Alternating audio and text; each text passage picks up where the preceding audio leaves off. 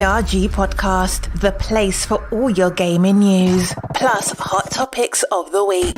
Also, remember to follow us on Twitter at KMega4.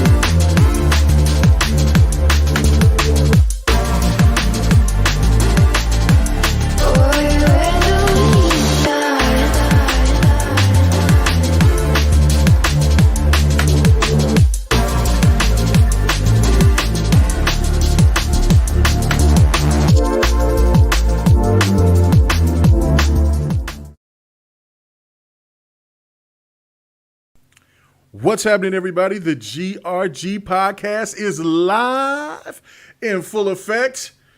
And yes, the one, the only, is about to give you guys a world premiere. Let's go. All right, man, this is going to be one hell of a show. We're going to have a good time. I think everybody's going to be pretty wild. You know what I'm saying? I got all the bells and whistles. And when Lemon starts getting rowdy, this is exactly what we're going to hear. So just get ready for crickets. It. Yeah. Crickets. Yeah. So. Amazing. A booby trap that actually catches boobies. That's what kind of show we're going to have tonight, ladies and gentlemen. So anyway, thank you guys so much for coming and checking us out, man. Go share this out. Go get everybody in here, man. We about to get crunk. We're going to start the show off right off the bat. Introducing, and man, we got somebody who just came and popped in, you know, just kind of like, hey guys, what's going on? Like, you know what I'm saying? Like, we were like, you know, what's going on? You got any potato salad or some butter? And I'm like, potatoes. I don't know, but maybe Still Rain might have some. I don't know. But anyway, what's going on, man? Welcome, clowns. What's happening with you, brother? What's happening, man? Long time. Hey, what's up, man? Well, just talk to you. You know, thanks for letting me hang out with you guys tonight. You know, I wasn't really doing much. I figured, hey, why not just hop in the chat? And PK helped me with the mic situation, and here I am, like a magician. Like a magician. That's hey, man. That's what's balloon up. animals and everything. That's it. That's it right there. But man, thank you for coming by, stopping by, saying what's going on. Let's go on and move on to the bums because D tonight cannot make it. She says she has something urgent to do, and maybe that is, she, take care of Jeannie, which is her dog, and that dog she loves that dog. But anyway,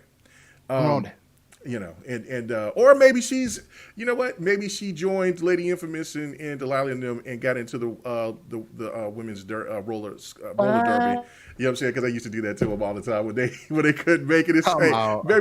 Maybe she joined the roller derby. You know what I'm saying? And she's gonna get down and start beating some head after last week and she was crunk, and so she's still crunk. She's saying she got to beat some heads. But anyway, no. But yeah, go take care of your business. You know what I'm saying? I hope it wasn't too serious. But yeah, we're gonna miss you tonight. But anyway, all right, let's keep going. Six Slayer, what's happening with you, brother? What's going on? Yeah. Well, man, just got paid. It's Friday night, and on the eve of the beginning of what I feel is the actual beginning of E3 season for 2021, man. I'm sitting here in the dark trying to have a bit of a zen moment for the show because that man said he got paid today. Anticipation, yes, the anticipation, from beginning tomorrow morning, when I got my cup of coffee and I'm listening to that living split screen. Oh. Pong Soul and Ray, my homie right here, That's when I know for the next 5 days, it's just nothing but games from everybody and new games. Games we knew about, but we get to see in detail. I've seen so much that I want to play this year. I already have more for the backlog. I already know, and I'm so happy to see that. We're gonna talk a lot about that, but wow, man, that's what I'm feeling, man. Was that an intro, or are you? I'm giving us a man. top. I'm okay. hyped. All right, I'm trying to figure it out. You're like, man, what? Hey, I didn't think I was gonna have to throw the gifts out already. You know what I'm saying? Hey, got to put the tombstone out in this convo. Ooh, that's it right he there. Should have just said his outro too. Yeah. Damn. Good night. I just had to say that because I really am excited for tomorrow. Man. It's a big deal to me. It's like I take off of this every year. I don't know about you, but I really do. This is something I'm really excited about. No doubt. Bro. Always am. So no doubt. I got before I get to the next person, I got to give a shout out to one of the main original dudes of the crew. Well, he was the original bruh man of the GRG podcast. Man, he's in the chat tonight. What's going on with you, Live Wires Gaming? What's happening, brother? You know what I'm saying? Glad you could stop by. You said you got daycare duties, brother. Hey, it is all good, man. Glad you could stop by the chat, man. You know what I'm saying? I hope you and the little one is doing great. But yeah, man, it was good to see you stop by, man. No doubt about it. Always family. But all right. She's putting peanut butter in your best controller. Facts. Pretty much. Oh no. Pretty much. Wow. Pretty much. Terrible. Anyway. And jelly. Also, let me get to Xbox Junkie 75. He asked me, where do I be getting my intro music from? I get it from Epidemic Sound. That's where I be getting most of my music from. Also, there's other things that I have that I make sure that I check. That's in my library. My own music that I've been had for decades. That I see that I make sure that I won't get copyrighted. Sometimes I just don't care because I might be I come in here trying to be like a podcaster DJ because I want to play so much music. You know what I'm saying? That's the one thing I do miss about Mixer because I could play any and every damn thing. And if people was crunk when we was ready to start the show, but hey, you know what I'm saying, copyrights and all that stuff, man. It is what it is. But that's where that cut came. Ain't nothing like some good bass and drum. I love bass and drum, man. But anyway, Still Rain, my man, from Living Split Screen. There we go. All right. Y'all know what it is, what it was, and what it will be. It is I am him, the one and only Still Rain. We back at it in the GRG kingdom, getting it with the guys. It's E3 week, baby. We got tons of news coming out. It's going to be a ton of content. I hope y'all in the lookout. I hope y'all got your seatbelts fastened real tight because it's going to be an amazing roller coaster over the weekend. Look, man, we got some fire topics to get into tonight. A little bit of smoke here and there. You know how we do it. Other than that, let's get to it, baby. Friday night. Let's go. Let's get it. Let's get it. All right, moving on down the line, man. Let me go ahead and get to I did. I went to clowns. I don't know what I was thinking. PK, are you there yet? Are you there? Are you there?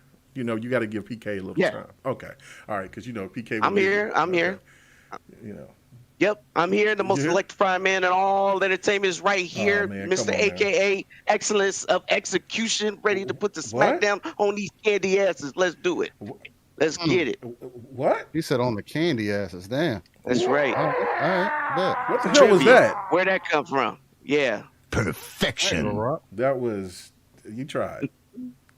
Anyway. What do you mean you tried? That's me, Mr. Excellence of Execution. I'm always that way. The best there is, the best there was, and the best there ever will be. You better This ask man somebody. wants to be a low-key wrestler. Don't get it twisted, man. You know what? If I ever see you in person, I promise you, if you jump on me or try to do a DDT, I'm going to slam your little ass. I promise you. You know what I'm saying? Don't make me choke you out, man. Don't make me choke you out. I'm a pretty hefty guy. I'm pretty tall, too, so I don't know. It's a bad combination for somebody that's 5'1". Hey, first of all, I ain't 5'1". Number two, you don't understand what happened to Mr. Buster Douglas over there.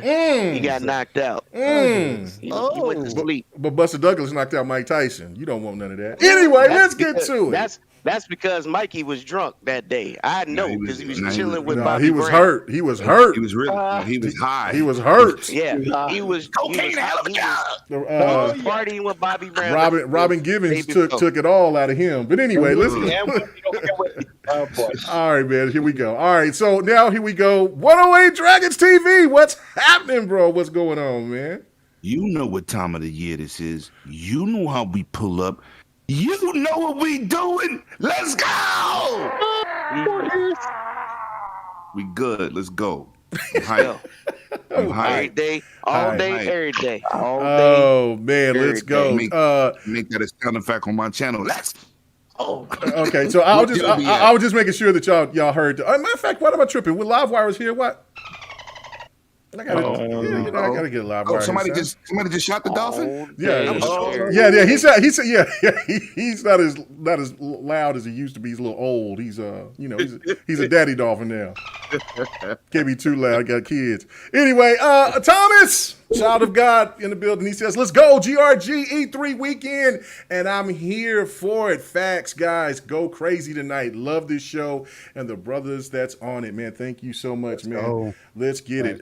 We about to get to it. So, all right, without further ado, let's just get started. All right, let's E3 predictions. Also, this game that you see in the background right here, this is, I was a little rusty because I just went straight in. I said, man, I got to record this gameplay because I'm going to be giving away this game tonight, but it's going to be with a price. We're going to see how skillful how knowledgeable you guys are with your Ninja Gaiden. You know what I'm saying? So we're gonna do a little bit of some trivia and see who gets this answer right, so they can go ahead and get the collection. You know what I'm saying? Tonight. You know what they're gonna be doing, right? They're gonna be pulling out their phones and Googling every question. This is gonna be you can Google it, but they ain't gonna get it all because I made sure of it. I'm trying to keep that $40 shit. Anyway, so anyway, all right, yeah. I was over here. I was like, man. I said, damn, I want to buy another game. God dang it. I said I was going to give this away. I got one more thing to say. Yes, hold sir. on. Clown is here. Let's go. Woo! Let's go. Whoa. Hey! Pennywise in the building. Let's go. Mr. Pennywise. Oh, man. Wait a minute. I don't have red balloons. I have blue ones. Oh no. Oh man, we about to act the damn fool. Green. Oh man. Anyway, look at them achievos. That showed you I was just going in, just playing. Anyway. Yeah. For the first time. No, this ain't the first time. What you talking about? The first time on this collection? Absolutely. But anyway. E3. I know it's messy already. E3 predictions, gentlemen. So let's go straight to our guest. I mean, the person who just kind of popped in. He did his mini live wire. What's going on, clowns? Let's get your thoughts on or your predictions on E3. What do you think that Xbox is going to provide? And then anything else, so we can. I mean, I don't want it to take forever and just go by each individual studio. Or not studio, I should say, but company like Sega or whatever. If you got something that you think that's going to come from Square Enix or from Ubisoft, by all means, go ahead and let us know. But first off, let us know what you think Xbox is going to bring to the table Sunday. Well, Xbox is really, really gearing up their Game Pass, their studios, and I think we're going to see some really special stuff for Game Pass and xCloud.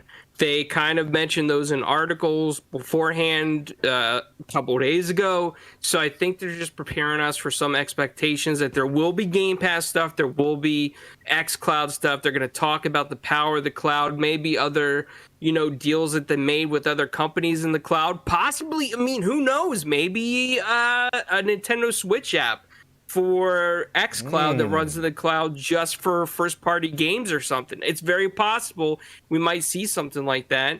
As well, we are going to probably hear about some acquisitions, and I'm keeping my fingers crossed, guys. I really want Phil to come on stage with confidence, drop the mic, and say, we bought Sega and we bought WB. Woo! And I just want to hear the crowd go wild, and everybody gets excited, and then we see more Atlas games in the xCloud and on Game Pass and new additions. I would just love it. I think, Xbox is future-proofing themselves. They got everything that they need now. They're ahead of the game. I don't even think Luna or Stadia can even make a comeback at this point. Who knows what Facebook's doing, right? But if you take a look at the expectations from the Xbox Bethesda show and all the hype that Phil and Aaron has put behind this, and if you watch the Amazon Luna show earlier today with one game, you will understand. That Xbox is coming in strong this year. This is the generation for Xbox. This is the future for Xbox. And we're probably going to see maybe a little bit of Perfect Dark. I don't know how much into the game they're done. But I have messaged Phil numerous times, as well as many Xbox people, that I would like to see a little bit more about Fable. I know the game's not near complete, but just give us something a little bit more. What happened to that damn frog? I want to know. Show me, because I love Fable. I have so much excitement for Fable that, if we see Fable, I might just go get a tattoo right after that. I love Fable, man. So I think we're going to see some information about Starfield. I don't know if they're going to give us a release window, but they're probably going to talk about it, maybe show us what it actually kind of is a little bit, because I'm very confused on the purpose of Starfield at this point. I just know that they're hyping it, but I want to know what it is.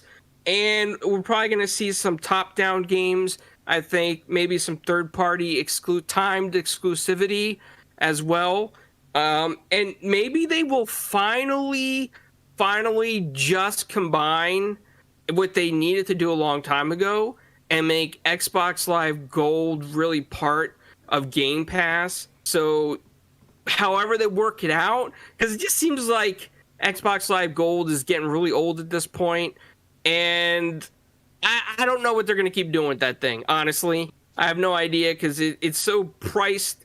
The prices are just so out there. When you look at the Game Pass Ultimate, you get so much more value from Game Pass Ultimate than just Xbox Live Gold at this time. And the free games that they're giving out is not even worth the price of Xbox Live Gold anymore. They're not there. Sometimes you get those games on deals for like $2. It's like, why are you giving me this? So, show us something. Get us excited for Xbox Game Pass Ultimate. Make that the solid future. More power to the xCloud. Let's see some advancement there.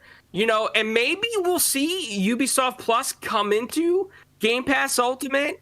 Maybe some even if it's a timed exclusivity thing for us to get used to it. I don't know if they would do a la carte. I hope not. But some Ubisoft stuff in there like that, that would get me excited, man. Like, I want to feel like that there's nothing else in this world that could compete with Xbox Game Pass Ultimate.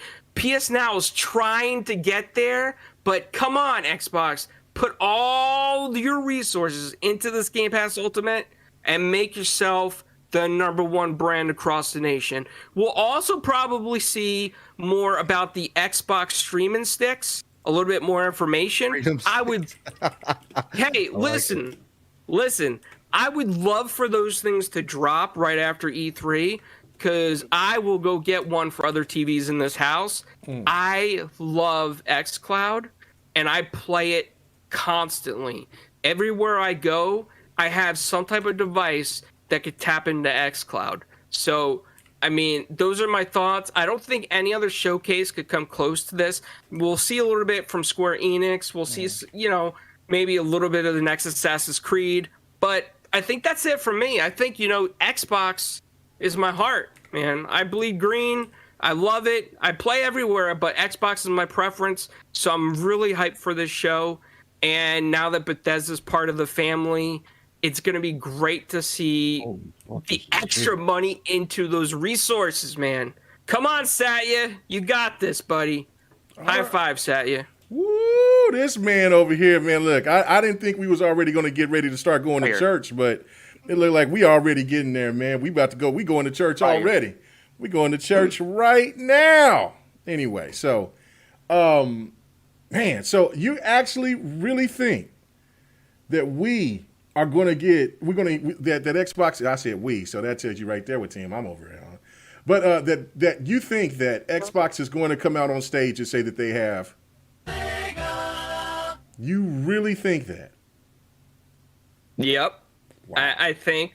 I really believe in this WB and this Sega, and I think we're going to get those drops on those Xbox sticks, find out when those TVs are going to launch, and I really believe Xbox is ready to drop this news.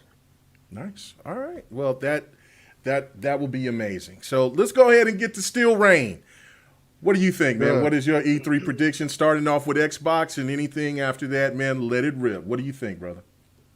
My E3 prediction is just starting off with Xbox, man. I'm hoping to see for sure some gameplay of Forza Horizon, man. I want to see what they're going to do with it being in Mexico.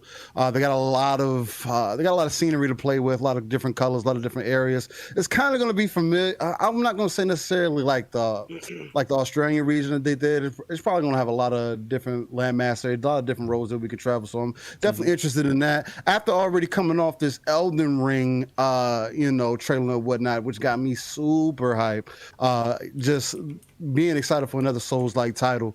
But as far as like what Xbox is doing, again, if all the hype is true, man, if all the background conversations that have been going on, kind of like barbershop talk, right, where they're talking about Clowns has a kind of a point, man. These things are coming back up. We're hearing NetherRealm might be in a play. 101. We know that the Cry engine might be somewhere out there being talked about, being considered. It seems like there's going to be a lot of plays for a lot of engines, a lot of different opportunities for developers to be able to get hands-on with different tech, which could lead in a positive way for the Xbox. I mean, again, changing the narrative a little bit. I do think they're not going to make a majority of their, if they are going to having a lot of this information, then they may hold some things back, and that's my only, if you want to call it a fear. Again, seeing them acquire more teams it's been such an essential thing to what they got going on right now. They're at 23. They're talking about maybe getting into 26 with a few more acquisitions. Again, they've like quadrupled their potential that they could put out. So I just want to see what Xbox is, the roadmap. That's what I really want to see, so people can actually have an understanding of what Xbox is trying to accomplish. Because it's still, again, if we listen to some of the other talk that's in the background, there are games that need to still be worked on. I want to see some Hellblade gameplay. Show me what the Unreal Engine 5 can do, because we know that even though that we just got hands-on with and have seen some dev play with it, whatever the case might be, we know that they probably have already had hands-on experience along with the coalition with Unreal Engine 5, because of course they're the devs and they're going to get it first, and they're already the masters of that engine as of right now, that I would consider. Just seeing what Xbox set the bar with when they released, when they were talking about the Series X, they really used Senua as a centerpiece for that. Then to move in, the biggest reason I want to see Forza, because a lot of people, I feel like it's a downplay. Again, you see these talks about cross-gen titles or whatever the case, because they got to make their money. But just seeing what else they can still pull out of the current generation consoles, and then moving into the next gen, and then other than that, I think one of the number one things that has got me kind of hyped just thinking about it is the fact that it seems like everybody, for the first time, because it seems like every other year people go, talk about this, but finally bringing Sam Fisher to the front. Now, we saw some anime, like apparently there's going to be an anime or whatever the case. But there's been too many people who are saying similar things as far as this whole Ubisoft play also. Could there be a Ubisoft Plus announcement? I think that would be clutch. I don't particularly have interest in playing every Assassin's Creed anymore. Again, with Valhalla, I've kind of been turned off a little bit. I got over 100 plus hours in the game, and the story still isn't done yet. You know what I mean? But it opens up a lot of potential for games. You got a problem with playing games that you get your money's worth? Is that what you're saying? Oh, that's a whole different discussion. Oh, I know. I can't. Yeah, that's later. We'll definitely go there. Oh yeah. But because that's definitely something else that a lot of people have been putting some credence on, and I mean, it is what it is. Everybody has their own, to each his own, beauties in the eye of the beholder. But for the most part, man, seeing Splinter Cell come back will be very clutch. Again, if that's something that they're going to end the show with, again, that'll be the best way to do it. Saying that one more thing, I really want to see Halo perform. Again, I'm an avid Halo guy. I really want to see Halo's in its best light. I don't mind if they display multiplayer, because that's what I'm going to be playing. Of course, I care about the campaign. I mean, duh. But I necessarily wasn't one of the people that had a problem with how the game was looking. It's just the back end, the pop-ins, the textures, and for it to be your next Halo game. Halo has always set the standard of what could be possible as far as like animation goes, overall gameplay goes, the visuals and what you could pull out of your box. I want 343 to stand on that, be able to stand on their mountain again, even though we're still going to probably have slide a little dirt on their name just because they had to call in the backup, right? You got the coalition in there helping you now. There's no telling how hands-on they might be. And there's several other teams that now they got ID over there. So leading into the fall, I think we got a lot of potential. But hopefully, definitely, we get like a beta gameplay. Well, not a beta gameplay, but like a closed beta or something right after. For those who are in the insider program, releasing a beta right after this E3 presentation. I think that would be dope.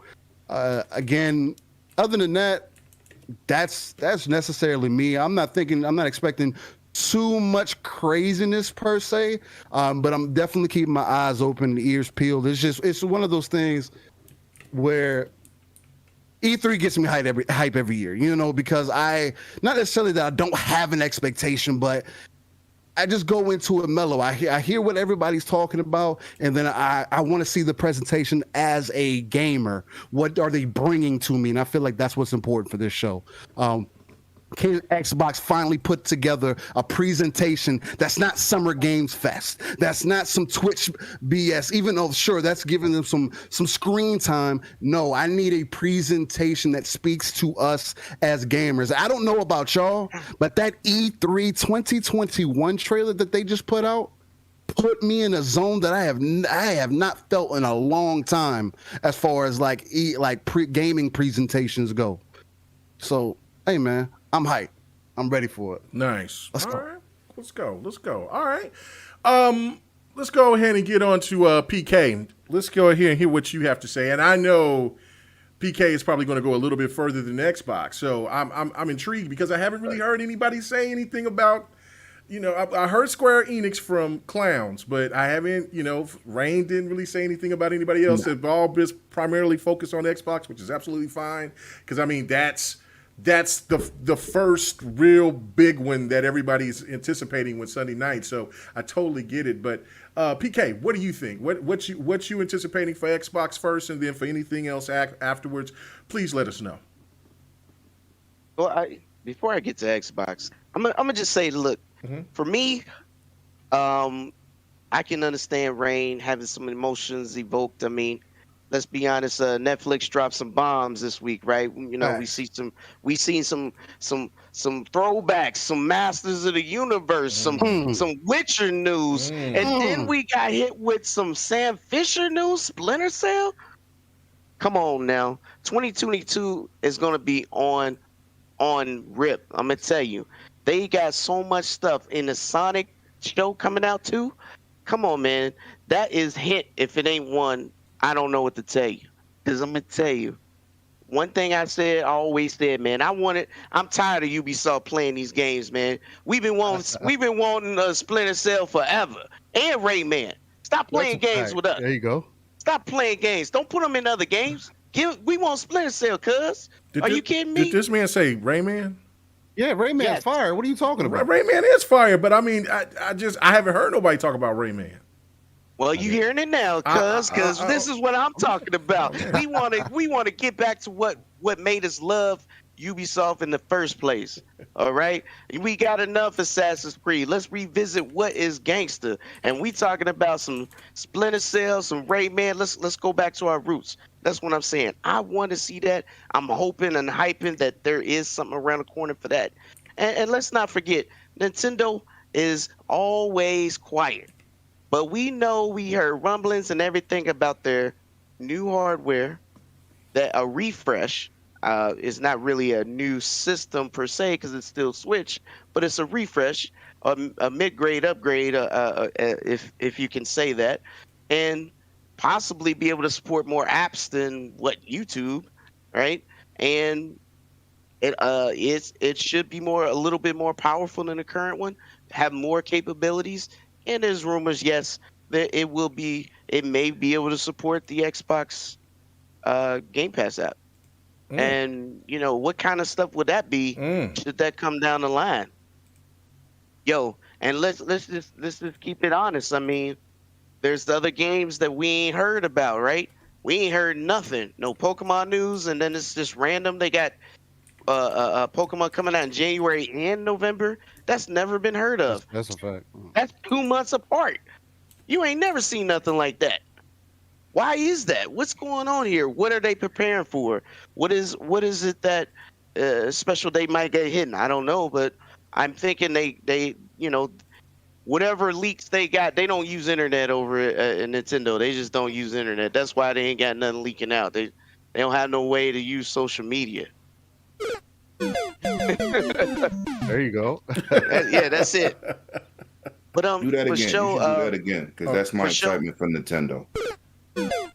Thank you. But I do expect another physical thing outside of the hardware that they want to get people excited for November for. I do believe there's something there as well.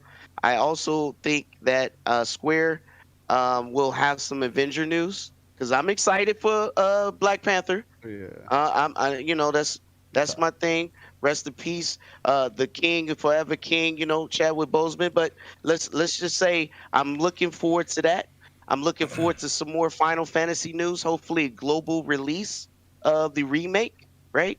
I'm definitely looking forward to some Namco Bandai. They got some hidden gems too. I mean, they dropped another trailer of Tales of Rise.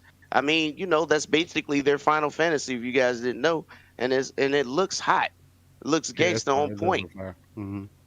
And then, definitely Xbox is going to steal the show on Sunday, because this is the first time they had an E3 with as the biggest publisher in the world.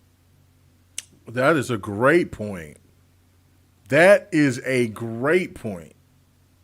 So not only are we all excited for the ones that the people that want to celebrate games, but they're also people anticipation, looking over the fence like, you know what? They got a lot to prove. Maybe they do. But I'm pretty sure they're going to show up because, they put a lot of money into it. I just seen that it's reported that Microsoft is going to continue to have acquisitions because their whole goal is to have AAA games launched every quarter going forward, period. So in order to do that, you got to have a roster that's working on things around the clock. Is that right? Pretty much. Am I tripping? All right. So yeah. So I expect that to be awesome. I mean, every time there was a show per se, since Phil has became captain, they have shown more games increasingly every year than any other show on at E3. So with now that they are now the largest publisher, best believe they'll have even more than anyone else that has a show with that around the corner, and that includes Games Fest or whatever other event. Nothing is going to compete, right? And I think it's going to be exciting. A little bit for everyone. I'm not really into the Souls or those kind of games, but that doesn't mean that someone else won't be. Everyone got something to be excited for, and I feel like everyone, including what's the other one that's doing tomorrow? Ubisoft's tomorrow. Square is on Sunday. Capcom. We didn't talk about Capcom. Capcom is here. And they do have some things they want to show, right? We already know about. I mean, Resident Evil's a release. We already seen a demo of whatever that space thing was. I don't know if you guys remember. It was like, oh yeah, people thought it had a similarity to Death Stranding looked like, but yeah, no, I know what you're talking about. Yeah. Yeah, but I don't think it'll play like it. But the point is, they have some things coming down the pipe that we may not know based on the roadmap that was leaked, but we know there's some surprising things, because remember, one of those things was Power Stone, right? On that roadmap that was leaked. One of those things was Street Fighter, 6. The next Street Fighter. Yep. On all consoles. Another Monster Hunter. We know Monster Hunter Rise is going to PC now that the exclusivity with Switch did it. Possibly the other consoles too. And Monster Hunter is getting another main series game that's coming out. I know I'm also excited for Namco Bandai that talked about Dragon Quest 12. Which is supposed to be more adult oriented, and they're changing the battle system to be more like Final Fantasy 15. So I don't know if you guys are excited for that, but I am, and I'm hoping. Yes, I agree with Clowns. Some big acquisitions to drop the mic and just close it out. Because yes, Sega. I mean, PSO2 has been on Xbox for over a year now. Not on PlayStation, not on anything else. On Xbox for over a year now, and it has been more successful in the last year than the last 8 in Japan only. So you saying acquisitions too? You saying acquisitions is coming too, huh? Big ones, not small ones. Ooh. Big ones, game-changing ones. That's what I'm saying. All right. Okay. All right. Sounds real good. I mean, so far it's been acquisitions and so far, I don't know. I mean, there's been rumors for since last year, so that, or maybe even longer than that they were talking about acquisitions, but they were talking about big acquisitions, now even small acquisitions. So I don't know, man. So let's go ahead and go to you, Slayer. What do you think, man? What is your E3 predictions? And start off with Microsoft first, man. Well, Microsoft definitely, they have a lot to show and prove. The stage, all eyes is going to be on them. Mm-hmm. Big E3 for them, time to shine, time to show off, the fruits of all that labor and all those investments in, people, studios, content, more partnerships, more, better, bigger, everything. Game Pass, all of that.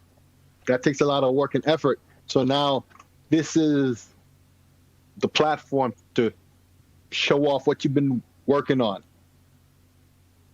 I expect to see definitely Halo and obviously the multiplayer and all of that. Hopefully an announcement of a beta. Please, please, please, I'm begging. I want to, and also I'm hoping Splinter Cell will be there. I have this little, scratch in the back of my neck that says, yeah, Splinter Cell might be there. I don't know why, but I see a lot of dots. I'm starting to connect that, and it leads me to believe that. But there's going to be a lot of surprises, a lot of surprise announcements, I feel. Like, game changers is a word I've heard spoken earlier, and I think that's an apt title, to put on this whole situation. This is, game changers, I feel. Something like back when Peter Moore put the Grand Theft Auto tattoo on his arm, or when dude from Square Enix came out to say that Final Fantasy 13 was also going to be on the Xbox. You knew what he came to say before he even said it. You didn't even know who that guy was. You know what it was about to be about. That was a game-changing moment, because it meant the Xbox didn't have this differentiation between East and West when it came to Japanese games. That level of change. I think a lot of big things are coming. xCloud. Now, a lot of that info has gotten leaked out where the Series X SoCs are starting to be using those Blade servers. So we start to use the Series X in xCloud. This is something been waiting on for a long time. Many, many, many more servers and stuff to play with. Much better load times for xCloud, because xCloud is a dog when it comes to load times. It really is. So that'll definitely help with that. Oh, man, things are going to be real nice at E3. There's a lot to see in so many games, and probably a lot of montages to get through a good chunk of them. So that's what I expect to see. Okay, all right. Kind of quick, simple. All right, I got you. All right, Prometheus. All right, man, you gonna take us home, man. You gonna sit there and yeah, man, you gonna take us home with this, man. Do you want to hear? Do you want to hear a little bit of Nintendo again? Yeah. Okay. All right. So you're not gonna talk about Nintendo. I'm gonna say one thing. All right. You know I'm a hardware guy. All right. I want to see an update to the Switch. Okay. I don't care about them little games they be making, all them indie showcases. I want to see a new hardware with the Switch. Yes, preach. I want to see new hardware. I enjoy the Switch, but you know what they shows bring. It's not too many oh my God moments. So you saying Pokemon wasn't? That was like one of the craziest things I've ever seen. That's not for me. Okay. For the Pokemon fans, which is billions of them probably. Right. Excellent. That's what it sounded like. They were expecting a damn fool. Yeah. Right. That was crazy. That was nutty. We had this conversation 2 days ago. Pokken tournament. I love it. Mm-hmm. I ain't buying none of them Pokemon games that they talking about. No Animal Crossings. None of that. I play the Marios, the Luigi Mansions, and everything else Nintendo. I'm gonna just say this, man. We got to get the king in the building. Halo need to come out and stomp fire out of everything. Starfield, good for those people who love Starfield or who wish they knew what Starfield was. But I know that's gonna be a hit. But the king of all franchises has to come out aiming for the fences. I want to see a Barry Bonds grand slam. I want to see some big dog stat. I want to see Craig get kicked off the stage with a new and improved Craig. I want to see some gangster. You know what I'm saying? Acquisition, that's cool, but another acquisition means another year or two of waiting for titles. I want to see Forza Motorsport. We've seen glimpses of in-game footage. I want to see somebody racing around the track. I'm with clowns. We talked about this the other day. I want to see Fable. But I want to see the King come out stomping. The blockbuster game, the game that they only compare to movie theater blockbuster weekends. That's a fact. They never say, oh, this game sold more than God of War. This game sold more than Gears. Oh, this game has matched the Avengers blockbuster weekend in terms of revenue. That's what they do with Halo. Everything else is inferior. There's no first-party series that financially comes close. And like I told dudes before, $5 billion in revenue from a game that people didn't like, that sold the most in the series history, #save Lock. Woo! No matter what nobody said about Halo 5 story, I was not big on the story either. But the money generated by a game that was not liked, that's the revenue they generated this last generation. Facts. Numbers speak. That's just what it is. I want to see the King be who he is. Mr. 117. That's what I want to see. Everything else pales in comparison. Ubisoft tomorrow, whatever. We gonna do it. I'm excited. I'm always excited to see a great new game. But the King is back. Everybody else, take a knee. Take a knee.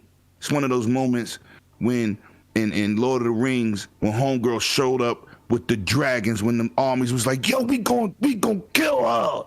And she pulled up with the dragons and everybody just stopped. Is that Lord of the Rings or is that Game of Thrones? I mean, Game of Thrones. Excuse me, Game of Thrones. I love that series too. But it's like, that's the moment I want people to say, damn, we sorry. They won't even remember Craig. Because that's Microsoft's fault the way that game was portrayed. It wasn't even pre-alpha. And had people going ham. Yep. That's your fault.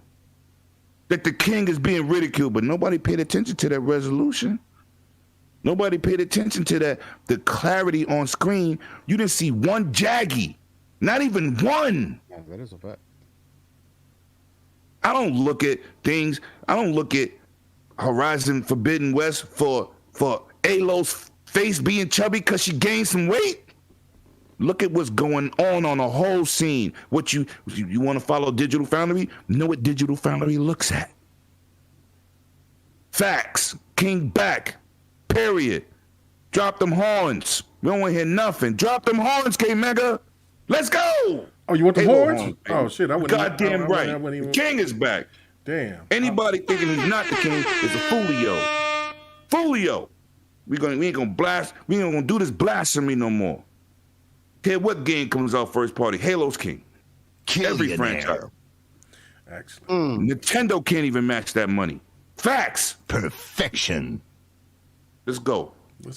All right. So, for me, so I'm going to be a little bit odd for some people. Let me just go ahead and just say this, right? Like, okay, so, the whole situation with Splinter Cell and all that is yet to be determined. There is one thing that I do know, though, and I can't because of reasons, because some people might be just telling you stuff just to wolf tickets just to see if you're going to go out there and say it and make a fool of yourself. I'm not going to do it. But there's going to be one surprise that's going to be next too. That I know for sure that's going to be coming up there on the Xbox that's going to blow people's socks off. And I've heard this from the creme de la creme of people who know shit. So this is it's bananas. So get ready for that. Now that's one thing. Now, for me, what needs to be done is that we got to get a little bit. We got, you know what I'm saying. I don't care about, you know what I'm saying, about Halo, because Halo's going to speak for itself. I have no issues with what Halo's going to do. I know a lot of people got this thought process of Halo has got to show improve. Man, Halo, tell me a Halo that hasn't showed improve. Tell me one Halo that just was a bad game. That was an actual game that had Chief in it. None of them. You may not have liked Halo 5 story, but you loved the multiplayer. There's people that didn't think the Halo 5 story was that bad and maybe hated the multiplayer. Halo 4. People loved the story. Some people hated the multiplayer. Vice versa. It's the same thing, right? Goes further. There's always going to be people that's going to nitpick one or the other, but the one thing that you can absolutely say that is the truth is that Halo always delivers. They're going to maximize the graphics or however they do it. May not like Halo 5, but you can't say Halo 5 was an ugly game. And for what we've seen, like Rain was saying earlier, was about, you know, about the game. The only problem I had was the aesthetic, because it had that old Halo 3 look. Like, you know what I'm saying? Well, Chief looked better than the rest of everything out there when it came to the enemies. You could tell that the game wasn't complete. So I wasn't tripping about it. But the game, the way it played, the way it moved, all of that I was cool with that. You know, the gunplay, the way that the Warthog looked, Chief himself, the no guy, all that looked great. So like I said, I am not going into this thinking that Halo has got to show improve, because Halo always does. Now, the one thing that I didn't hear anything from anybody yet was about the Coalition.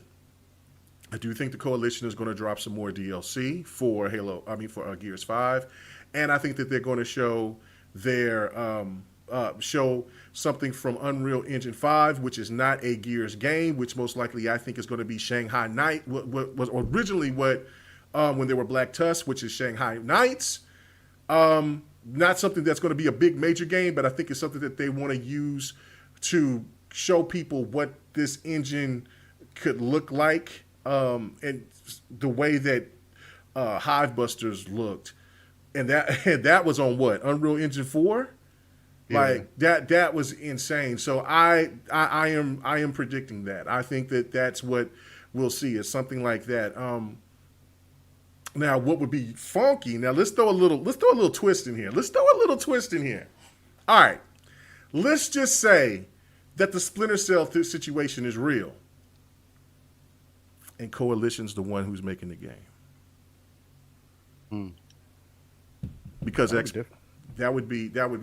totally different. Let's think about that. Let's think about that for a second, because everybody knows Coalition's going to be doing something outside. This has already been public knowledge. So let's just throw it out there. Hey, fuck it. This is predictions. This isn't saying, you know, that we got to be 100% right on this. So hey, let's just throw it out there. And let's just say that Splinter Cell. Let's say if that rumor about Splinter Cell, if it's not going to be Shanghai Knights, or it is Shanghai Knights, but they'll use Sam Fisher as the character. Let's think how that would drive everybody batty. All right, so with that, I have another crazy prediction. We got our boy from Namco Bandai, Radisson, come back on the Xbox stage. He's been on the Xbox stage a couple of times, but this time he comes and he's like, we have something special for you guys to show. Anybody have a guess of what you think that might be? Anybody? Any guesses? Nah. All right. He comes out there and you see some Tekken. Then all of a sudden, you might see somebody come from the other side, and it's the person, and I don't know who that person's name is, who does Street Fighter. But Tekken cross Street Fighter. It's the year, baby. It is the year for Tekken Street Fighter to show its face. I am predicting this. It is time. Tekken 8 ain't coming no time soon. You know, Tekken 7 is at his last legs. I don't even think there's any more DLC. It sold them, I think, close to 10 million copies already. Tekken 7 is a GOAT in its own right, the second best fighter of all time.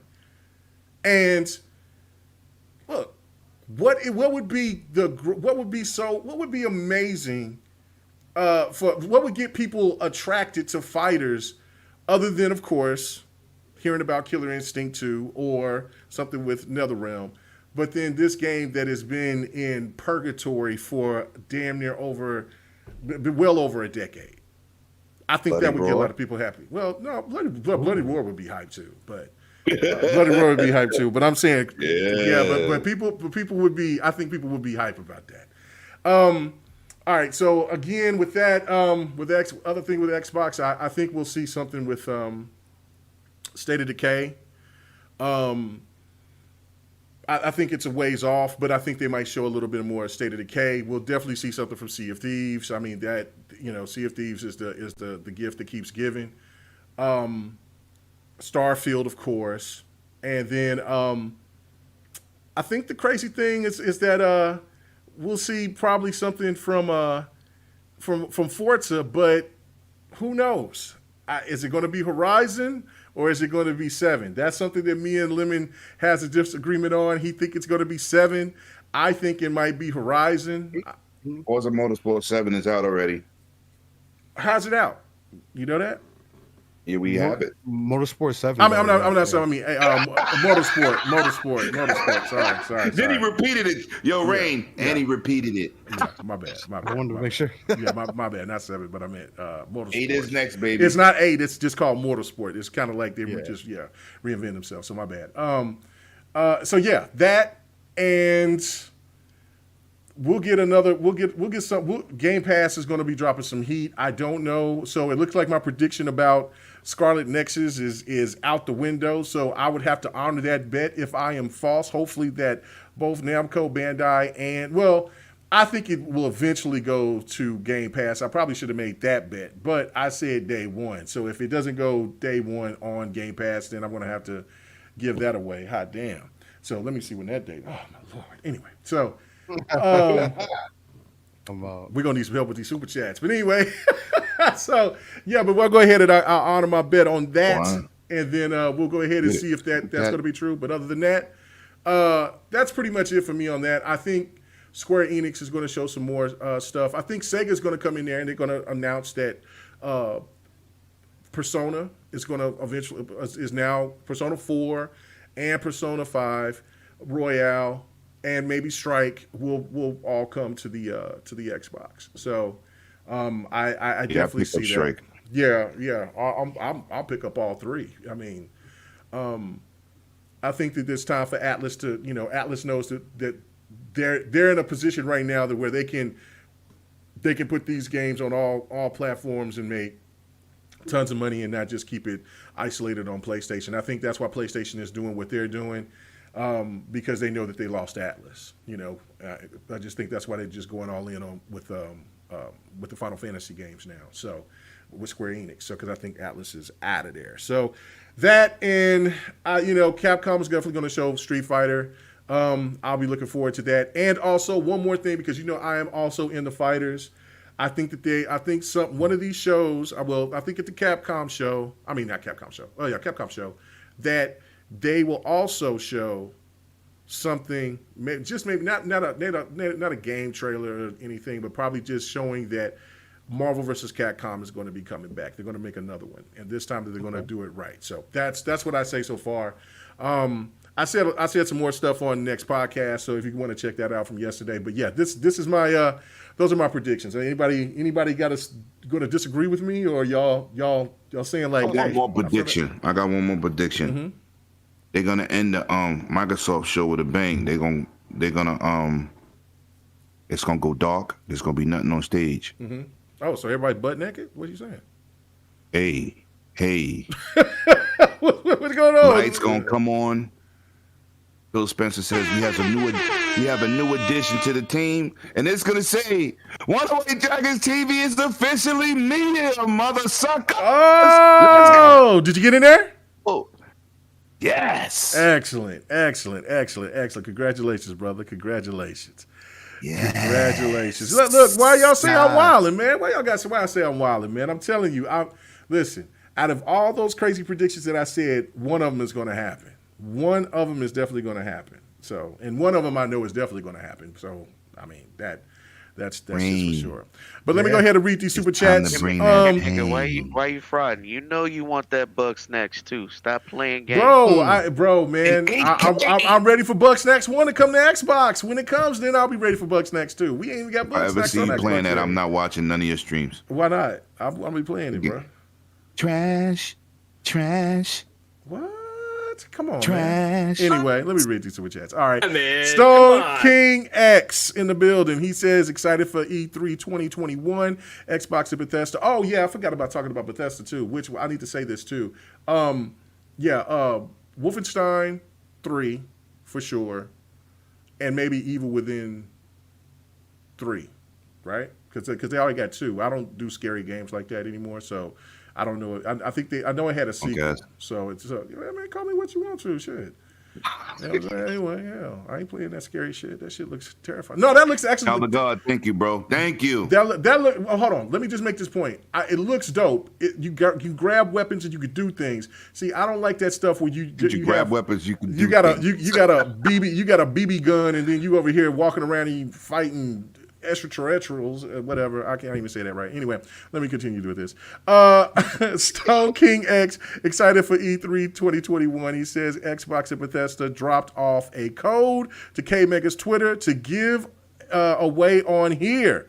Great panel, great podcast. Keep up the great work. Oh, what did you drop? I gotta go see that. Thank you so much, sir. Thank you, man. Really do appreciate the support, man, especially from last week. So that was really cool. So thank you, brother. Really do appreciate it. And so we got Lady Foxfire, man. What's up with you, girl? Just like Bot was saying, man, anytime that you want to come on to the show, man, I would love to have you on, man. Big fan of yours. Hope you come back and get into the YouTube scene again, man. I always used to love watching your content. So, what I'm saying? Miss you out there, but thank you for the support. You should what's up, GRG crew? Check out the Tunic demo when it's available. Miss you guys and hope you guys and hope you guys GWG ladies do a live stream for E3 hype. Let's go. Let's see. She's like Fox love Xbox. No doubt about it. Hey, all they got to do is get in touch with me. You know what I'm saying? Anything is possible. No doubt about it. There's much love for the ladies here. No doubt. All right. And Henosis, my main man, Henosis, he says, great show, dudes. I'm hoping for Persona 2. Yeah, definitely for that. And also, before we get to the next topic, I do need to say this, is that after the Xbox event that evening, because I'll be on with Xbox and them doing the live stream. Afterwards, though, later on that evening, we'll be doing the collaboration like we have been for the last couple of years. You know what I'm saying? Next podcast, the GRG podcast, all together. We'll be all having this together Sunday night. So if you guys can make it, it would definitely be a blast. You know what I'm saying? So get up there because channel is on. It's going to be on here. It's going to be on here. Okay. Yeah. Because I don't do live streams and stuff like that. I let you and Xbot and them do it.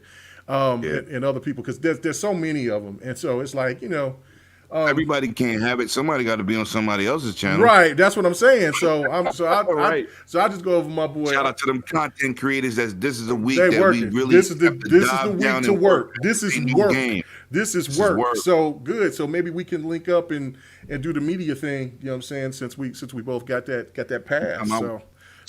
Sometimes I wish I could just pull up and just use my voice. Yeah, for real. So, but definitely. So check us out coming up here this Sunday. It's going to be crazy. So, and like I said, there's going to be so much. And so I cannot wait to get. It's just work. I wish I was there personally, but it is work. But let's get on to this next topic, man. Predictions is over, and let's talk about Battlefield 2042 because it's kind of got some controversy. Behind it, after the trailer, I showed the trailer here a little bit earlier. I did a I know Lemmy did one, and I did my very first like reaction video, and I'm a Battlefield nut. I love Battlefield. Always have. I'm a huge Battlefield fan. So to see them go back to this, I was ecstatic. But then we started to hear about, I was kind of bummed out hearing about the situation with not having the single player, because I did like the single players that they've had on Battlefield 5, Battlefield 1, Battlefield 4, Battlefield 3, Bad Company. I've enjoyed them. But I want to get to you guys. I want to go straight to 108 on this first, and I want to get your thoughts. Now, the $70 price tag. I see a lot of people are having a problem with it. They're saying, look, why are you giving me a incomplete game? It doesn't have the single player because I'm used to the single player. Now you're just giving me this content, and now you're charging me $70 and more. And then there's some people that's really saying that they're out. So what is your thoughts about that? Give me your knowledge on it. I mean, you know what I'm saying? I know that you're playing Battlefield too. Are you pissed off about this as well? I've been playing Battlefield since PC before it even touched the console. But I'm going to say this for the record, man. Shout out to the crybabies. Ooh. I know the people like, oh, Lemon, where you going with this? You know where I'm going with this? Battlefield 1, Battlefield 5 had excellent campaigns, and you cried. You whined. You didn't support the woman on the cover. You did them dirty. Let's just be real here. You was crying, so they did what they usually do. They go to the bread and butter. They go to how the series started. It started out at multiplayer only because you spoiled brats complained, oh, you put a woman on the cover? And the last one, you put a African American on the cover? Oh, man, y'all about to get this work. So now they said, you know what? The money is in the afterplay of the single player, which is multiplayer. That's where the money's at. Shout out to Halo, PUBG, Call of Duty, and everything else under the sun. Overwatch. The multiplayer is where the money at. So they went back to their roots. Balls to the wall. They giving you what you asked for. Yep. And you gonna get out here and cry. Honestly, my heart bleeds gorilla piss for all of y'all that's complaining. The game will be worth $70. You can't destroy buildings in any other first-person shooter, Apex, Overwatch. You don't have none of those vehicles. You don't have the masses that play the game. You damn sure can't match the Frostbite's engine. This is for the core. They went back to the roots. So if you're not an original Battlefield player, and I ain't talking about console, you don't even understand where they just took this game. They swinging above your head. Maybe you need to put on some old school heels, old school pimp heels with some goldfish in the goddamn heel. Whoa, what? Yes. Bring your weight up. What the hell was that? What'd you say? I am a Battlefield veteran. They took it back to the roots. Y'all embarrassed us as a gaming community by disrespecting the woman on the cover and a black man. Oh, we about to have some church.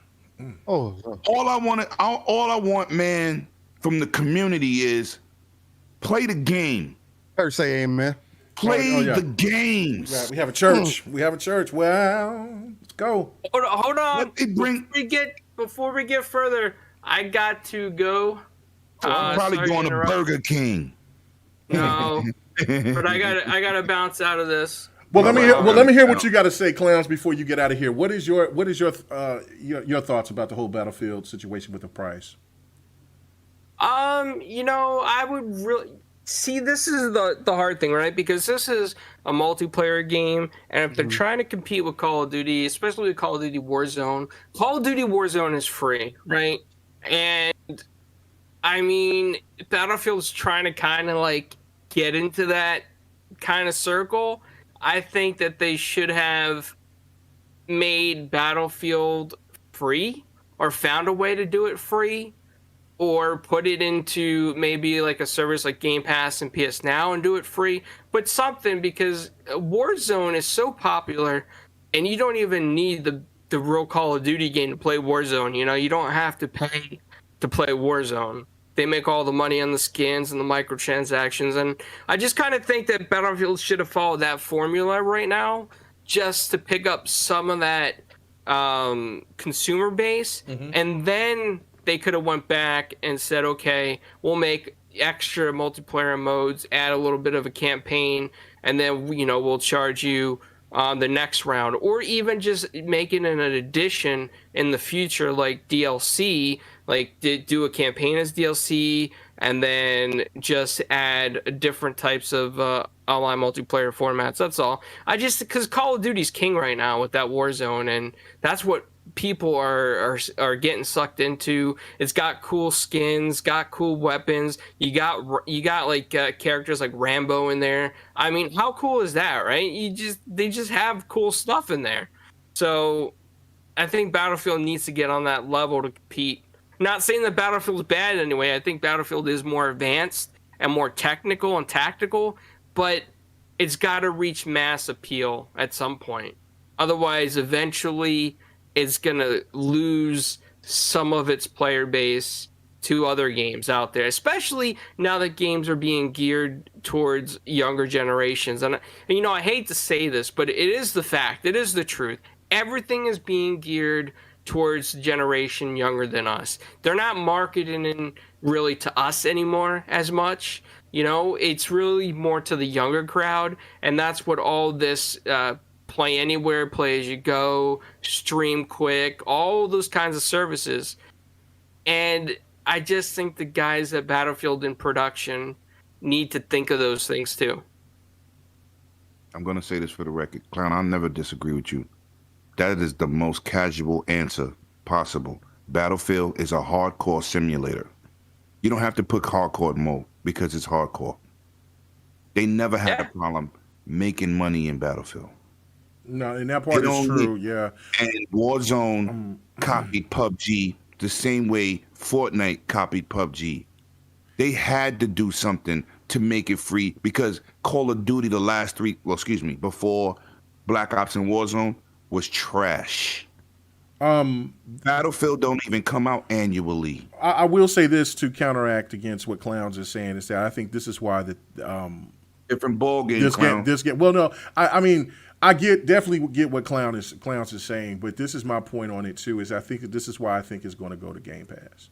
Once I heard that it didn't have a single player, because that to me that's the most. Because remember, if you go back years ago,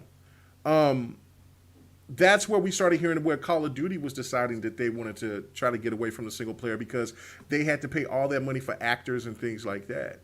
And then they also found out that there was more people that played that played the multiplayer, and they just skipped the single player. And so that's right. So that's why I think when they did it like this, that's why I think that this is definitely going to be on Game Pass to counteract something like Warzone, because this game right now doesn't have Battle Royale, not yet anyway. So I don't know, but anything else you want to say, Clowns? Let everybody know where they can find you at, brother. Thank you for coming on, man. Oh yeah, absolutely. Everybody can find me at Italian Clowns on Twitter, and been doing a lot of big stuff on 4GQ TV. Yeah, so check us out there. And everybody that's listening to the show, man, I hope you have a great night. It's a great crew on the show right now, great topics. And, if you don't catch it live, hit that replay, like, subscribe, share it out. Whatever you do, let people know about this podcast, man. Man, thank you, man. That's so kind of you, man. I really appreciate it. You know what I'm saying? I hate to, I got to cut into there, K-Mega, because I got to... You gotta rub some feet. We got a project we gotta do right. Y'all gotta. And it's geared towards what you was happy about. So I'll let you know about it later. But yeah. Okay. Okay. At the end of the day, I would say, I hope Battlefield succeeds, man. You know. Okay. Well. And I want it to do well, but far as the price, I think it's too aggressive as of right now. It's not a knock against the franchise, but it's more or less. I think what Clown's alluding to is you want adoption rate, and instead of doing what your competitor doing, you should do it better. And doing it better by making an aggressive price, getting it in more hands, and get more people adopted so that they can stick to it. And I understand Lemon's point is hardcore, but what if they made modes that's not hardcore? What if they But want there's not. more It's a people? simulator, son. You can't take a pistol and I shoot hear somebody you. from I 4 hear miles you. out. But they still a business Different type at of the end game. of the day. But Still a business at the but you. So look. Let me ask you a question. This is really so. Being that Call of Duty is an arcade corridor shooter, you want them to take a simulator, like NBA. Let's say NBA 2K1, and then make an NBA Jam. If we can have two different genres, they're not really in the same category. One is a simulator. One is an arcade shooter. I didn't say they're the same category. I just say they're competing against it. Whatever category they land in, they still competing against it. Which means No, I get what he's saying. They too. need to. Yeah, I do, but they both got a problem. Halo dropping this year. Hey, listen, I'm not the person that owns any of this. Okay, none of it belongs to me. I'm just a gamer like you that want to enjoy things. But I'm just saying, from a business standpoint, they need to be aggressive on something to get that edge when it comes to player base, market share, whatever you want to call it. Agree with you. But they didn't have a financial hit. Did like this man Call say of he Duty. had to go? This man had to go. So I mean, we're gonna No, get. but he This is gonna said be a deep something. discussion He said amongst something, us. K-Mega, but regardless. he act like Call of Duty lost money. They had no choice. I'm not tripping on that. I'm just saying in general. Well, if everybody you wanna agrees be the king- with what me and Lemon thinks, I'll play devil's advocate because I mean this is I understand both ways, both perspectives. So Get the casual Right, way, I'm but not we know saying- that's not a I'm not casual just but hold on, situation. but PK, where can he find you at, man? You got to go Okay, do I'm your work. sorry, man. I'm sorry. Yeah, no, Yeah, you good. yeah. So definitely here every Friday here with the family. Tomorrow we be on the Dragon's Den and definitely 4GQ TV on Thursday. And Don't forget the definitely look out for Ubisoft my at 3 channel. o'clock, son. Okay, yeah. So 4GQ Just TV. telling you. I'm telling you. Oh, okay. Yeah. So definitely catch me there, and I'll see you guys next week or tomorrow on the Dragon's Right. Den, and I'll catch y'all later. You have a good night. All And right. K, this is not Yeah, disputing what they saying, but y'all not vested. You looking at it from, oh no, that's too much for that because you don't play it. That's like me arguing with. Well, let me finish. That's like me arguing about a game. Like he talked all the Nintendo stuff. A lot of Nintendo stuff. I'm a straight Nintendo fan, not a Pokemon dude. He loves it, so I ain't gonna say nothing. I don't have a view. But I'm saying you know what I'm talking about. You No, know I what know, they had yeah. to get back to. They've never skipped a beat financially. Not once. Call of Duty had to find a way. What they did was make Warzone free to get you to buy skins. Yeah. Halo Infinite's multiplayer is free too. Well, But I got more Battlefield points, is but I want to hear what everybody else got to say. But go ahead, finish your last point though. So go ahead, make So a point. what I'm saying is they went back to the roots. The last two games, people complained. I said that already. I'm not going to repeat myself. Right. But they went back to the roots. Battlefield players want Battlefield.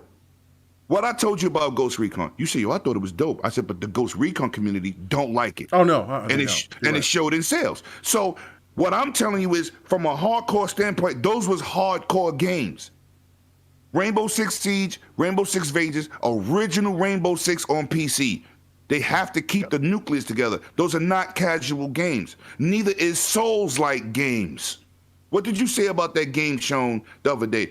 Man, damn, why it had to be roguelike? I'm not really into that. But it looks interesting enough for you to say I want to play it. But that's still not a genre. What you talking about? You ain't talking about Souls-like. Eternal. Souls-like. No. You said one roguelike they or show- Souls-like? I think he meant to say Souls-like. Oh, okay. He Souls-like said, yeah, Souls-like. is a rogue game. No, it's different. Yeah, will you die 100 times and start from the beginning, or you lose all your parts? That's what Souls is. That's a roguelike game. That's the genre. People call it Souls-like because they're comparing it to Souls only, but that's a roguelike generation. But what I'm saying is, you saw a game You don't like those games, right? What did you say? Damn, I wish, I'm not really into that, but damn, that looked good. What was that game that they showed? Yeah, Eternal Ring, yeah. Elden Ring. Right. I mean, Elden Ring. Yeah. Elden Ring. So what I'm saying is, Battlefield is a simulator. They're not going to get the masses of 18 million sold, but it sells like 15. That ain't no drop in the pond. People today is wrecking on Battlefield 1 and Battlefield 5. You know why me and you don't really play? Because we tired of World War II aesthetics. We're tired. But so they went back to the roots. One of the most successful franchises ever they did was Battlefield 4. People, Bad Company 2 was good. Yeah, Battlefield 4 destroyed it in sales. Destroyed it. They went back to the roots. This is the game that me and K Mega wanted. The hardcore. Dudes, nobody want to take a pistol and shoot you 7 blocks down and kill you with a headshot. That's Call of Duty. Stick to that. Y'all do that over there. When you want to fly helicopters with real controls and not controlled like a bungee cord, you playing Battlefield. You want to get real tanks and stats and particles and blow out the side of buildings and shoot people trying to snipe your windows? That's Battlefield. But they went back to their roots. I'm giving them $120. Period. They could take my money. If I have $125 in my pocket, they getting $120 of it. They brought it back to what's made that series successful. And it's not for the casuals. But also, Rainbow Six ain't for the casuals either. It sold over 30 million copies. So you can bring in casuals, because that's not the hardcore people that follow Rainbow Six. This last Rainbow Six Siege is the most successful Rainbow in history, and that's not all hardcore. The casuals are playing a hardcore game. It can be done. I don't care about the money, man. Play a game, man. Play your games. If you don't like it, wait for a sale. Wait for a Game Pass situation. But don't harp on the dudes who's been waiting for this for years. Right or wrong, Kay? Please tell me I'm wrong. We've been waiting for this moment. You spit mad bars. I mean, because that's essentially, because this is kind of essentially what I was going to bring to this too. Because it's like people are throwing that whole conversation of, it doesn't have a campaign, it's multiplayer only. You want me to pay $60, $70 for it? You pay $60, $70 for your single player only games, don't you? Did you say that on your show? And I said, I was gonna Rain. I didn't want to steal your thunder. I knew you was gonna repeat it. And he's factual. You will pay $70 for your single player RPG in a minute and don't say nothing. And then argue with me, it's because of these X amount of things why it's so valuable to me. Then why can't you understand why a multiplayer game is going to be more valuable to me? Let me tell y'all, let y'all in on a secret. We better get some more church. We better get some more church. You know the reason why I've skipped over a lot of single player games? Like I had Paul come to me, he was like, yo, how'd you skip Mass Effect, man? Why did I skip Mass Effect? Because I was playing Gears of War. Because I was playing Halo. Multiplayer-centric games, and I was lost in that multiplayer scene. Why? Because I was playing them competitively. I did not have time to play single player games. Ain't that what I told you about? You cannot tell me Battlefields. I've been playing Battlefield since Battlefield 2. That's 2005. Facts. I was playing Battlefield before that on PC. No, actually before that it was Rainbow Six, like Lemon was talking about. Facts. And he's right. Rainbow Six was never a, as I like to call it, soft-core game. Yeah. It wasn't. Facts. You played Rainbow Six because you cared about your KD, because you wanted to catch a dub, because you like the tactical shooter side of it. That's why Siege has become what it has. There's no denying that. Nobody can deny that. And you can't necessarily call it a casual game. I understand why people feel like, $70 is too much for a multiplayer game. Yes, because you have free to play options, but you don't have to play Battlefield if you don't want to spend the money for it. Now, with that being said, will it go into Game Pass? I still think it will.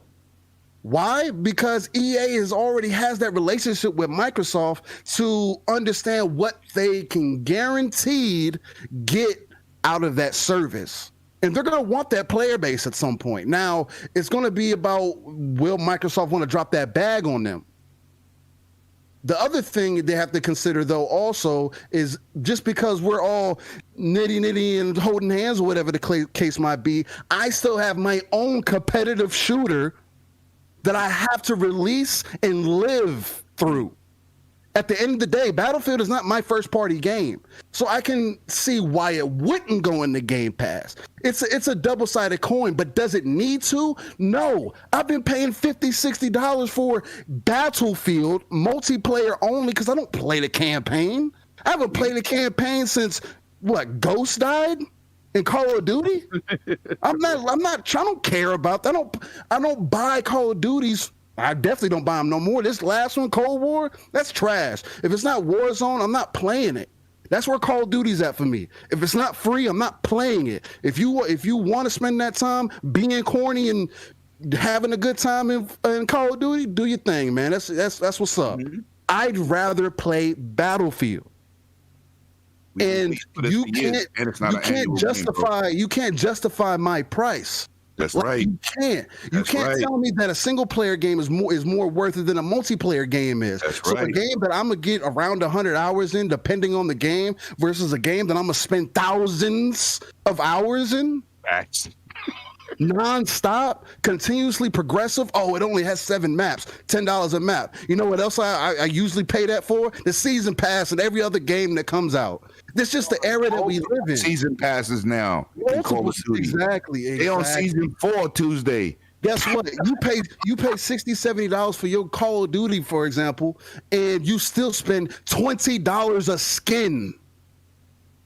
Do you not recognize? And we do it for fun, like it's nothing. And we ain't complaining about it though. But the same people, you can't complain that a game that is considered a hardcore simulation type game where if you're sniping at me, this isn't Call of Duty. I will blow this whole map up so you can stop hiding from me. Facts. This is what it's about, and that if you're not interested in that, it is what it is. This is what Battlefield is going to do. Yes, does it have to compete with Call of Duty? Sure, but at the same time, no, it don't, because there's no other game like it. That's why, just like Lemon was saying, it's going to sell regardless, because of what Battlefield does. Mind you, this is the first game we've had in Modern Combat in the last 5 years. No more than that. Since Battlefield 4. That's even worse. That's like almost 12. It's been boom. It came out in 2012, 2013. Yeah. Was it that long ago? Yeah, because they dropped 2 Battlefields. And remember, well, because it came on the 360 and then right. Battlefield's not annual. Call of Duty come out every year. It's not. That's the other. It's not an annual game. They live off of one game for years. I mean, if you want to be technical, Battlefield Hardline had regular weapons, but a lot of people didn't like that. No. They tried to say it was a weak skin. The street version that game was the multiplayer was awesome. The multiplayer was crazy. I don't care what nobody talk about that all the time. It was crazy. If you say Hardline was trash, or that multiplayer wasn't good for you, you didn't play it for real, or you didn't have it. Made by, they had some of the best. Microsoft bought Playground. Cool. No. The team that made Dead Space made Hardline. Nah, son, it was Playground. No, it wasn't Playground.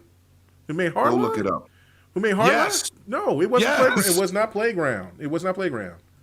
You sure? Yeah, Hardline was made by the people who made Dead Space, and then when they dissolved, Visceral made Hardline. Yeah, Visceral. Yeah, that's the people who made Visceral. Yeah. That's the ones Visceral. It's the ones who made end up the Dead being Space. Playground when they did their whole sell off. No. When they got fired, because they got fired after Bloodline. No, I think they're still doing that. I'm not. No, I think they're still with EA. I just think EA. Just what I'm saying. EA. I think EA still has them. They might have got folded because it doesn't look like they've put anything out. Yeah, they might. Well, yeah, but they got fired. But this is how they do it. They hold those assets. So that's why nobody else. But anyway, for me, that's what you'll say. Hardline had some of the best DLC maps I've ever played in any shooter in my life. Yeah, it was solid maps. It was a street version of Battlefield. Right? Yeah, it was nuts. Yes. Anyway, and We all missed that fight down the streets in the suburban area that looked like Compton. Oh yeah, hold on. Future Generations, the game that you're seeing here is Scarlet Nexus. That's my gameplay of Scarlet Nexus. I can't wait. I can't wait. And don't get it twisted. I respect Clowns and PK. Yeah, bro, we got Six Slayer still in here. 108. You gotta let him talk. He knows what it is. I know, but I'm saying like, just for saying like, don't think I'm disrespecting what they say. I understand. But your comments is definitely you're not invested. You're not vested. Yeah, disagreements is disagreements. You're not vested. Right. Yeah. It's just, you're not vested. We coming from a whole different space. I agree with you saying you want to reach the casuals. Yeah, okay. You're gonna spend that money for it. So, was you done, Rain, or did you have more to say? I mean, that's essentially it. I mean, he basically knocked it out of the park for me. Definitely, I'm interested in what Six gonna say because we might have a few more things to say after that. But nah, I want to see what Six gonna say. I'm gonna play. I want to play devil's advocate a little bit. I want to kind of touch on this a little bit more. Be K Mega. Don't be devil's advocate. I want to be K Mega, but I want to say anyway. Slayer, what is your points about this? I mean, what do you think? Do you think that this is out of bounds for EA to go ahead and charge this game being only multiplayer for $70? Oh my God! Well, first off, okay, so value of the. I'm sorry. I just want to say this. Junkie said here, Visceral Games got shut down in 2017. Okay, all right, so they're done. All right, finito, Titans. All right. R.I.P. Yeah. Rigor mortis, habeas corpus. Anyway. Mm-hmm. So, there's a forever debate about the value of a game. We had this discussion most recently with Returnal. What you get for your money. There's a perception that you have to have, quote unquote, the complete package to get your money's worth, and anything under that is just is substandard and is highway robbery and is to be debated, and all these things, right? And this is happening once again. Let us forget. No, let us not forget, because y'all forgot. Battlefield 1942, the original, nearly 20 years ago now. Preach. It too was multiplayer only. That's a fact. Quake 3, multiplayer only. Unreal Tournament, multiplayer only. X. Okay, more than 20 years this has been going on. Right. Yo, we've turned this into a whole different debate where there's sides in that. Yo, Jeff Bonzarelli, right, has one point of view. He expressed his point of view. Now he's being hounded for it. I respect it. It is what it is. Like, what the heck? What the heck is this? What part of the game is this? Mm-hmm. All this talk back and forth for something that that the gaming community has accepted for over 20 years. Come on, man. Battlefield, to me, I feel, I don't want to say slighted, but it's like, oh, I heard that there might not be a single player.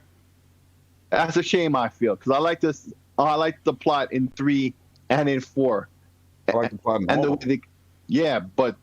those two in particular, I'm just giving the example, right?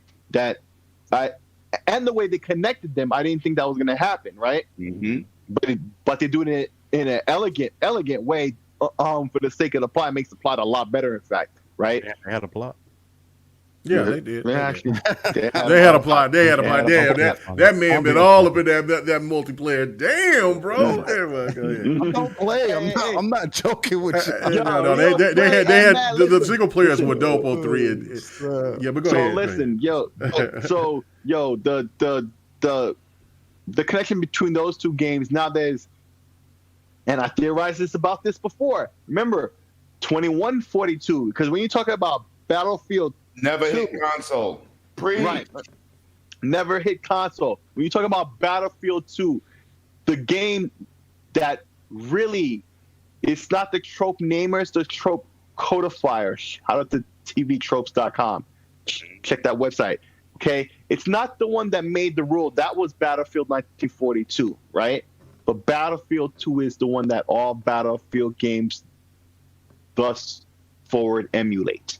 That's right. You have the commander and the squad leaders, and only the squad leaders can talk to the commander. The squad leaders talk to the squad. The squad can only speak amongst themselves. The commander is giving orders to the squad. Attack flag A, B, C, vehicle, where it made it a concerted war effort between two or more sides, a simulation, right? But still, not like, it's like the difference between the old House Recons and the new one.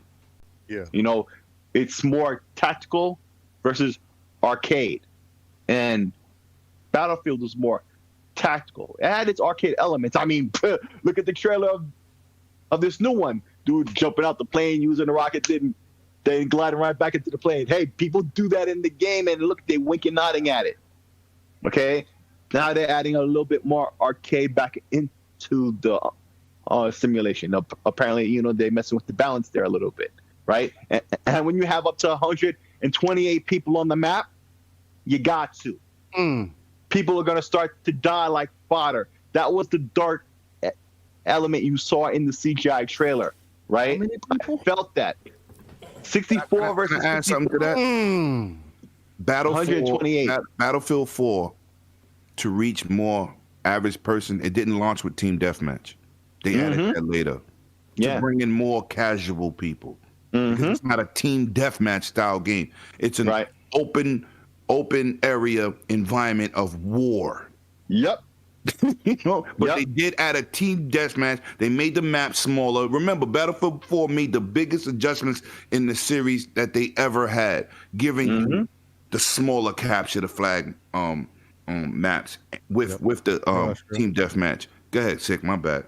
Just had. No. That was great because that was an example of a 3-4-3 moment where they got down and had some problems, but they worked it out. A Master Chief Collection type of situation where they had great intentions. They fell flat on their face. They picked themselves up. They dusted themselves off and got to work.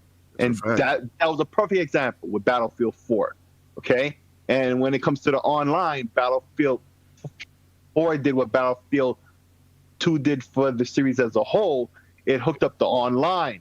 It fixed the old code up to be up to standard. Okay?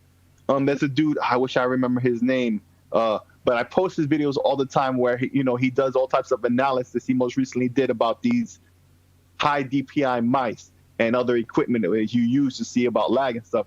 But I first learned of him where he was doing, videos about the servers on Battlefield. Now, servers, the private dedicated servers you can rent and host your own parties? Yep. Oh, okay. Right. Those very same servers. This is true. Right. And these servers improved to a point now they lay a standard for all of us, for all FPS games. Gamers got up on that because of what happened with Battlefield 4. Battlefield as a series has always pushed the standard. Now we're up to 128 players. And this is why and now you see this affecting the gameplay. People are going to start to die like fodder, and you saw it happen in the trailer. I felt that moment of dread where like people are dying all the time. It's like, wow, that's crazy. And it'll be waves of people, with all types of weapons and in this huge environment. It's different than we've ever had before. And I've been playing Battlefield in LAN parties for years upon years. What they have here is really something special. And, the last thing I want to say is people like to compare Call of Duty and Battlefield because those are the top two. And Call of Duty will have a run of a couple years, then Battlefield will come back and be back and forth. Right now, it's just Battlefield's turn, especially if this new Call of Duty is World War II. Nice. Because they could have been very different with one simple change with another modern era game from Call of Duty, and this debate would be totally different because then it would be two viable games going head to head, and the real gamer would want both and the real gamer would be real mad that they have to spend this much, right? But now I've just ranted on about how great Battlefield was. And at no point did I complain about the money I spent on the game on expansions and DLC and all this stuff. You know why? Because I got my money's worth. Even when Battlefield 4 was on its face flat, broken, it was still fun to play. Hey, Mega, All right. I got a question for you, right? Well, okay, go ahead. What was the biggest thing with Call of Duty? I'm just a little phrase. Wasn't it boots on the ground? Yeah, yeah. Yeah. How many times did they fall on their face before that?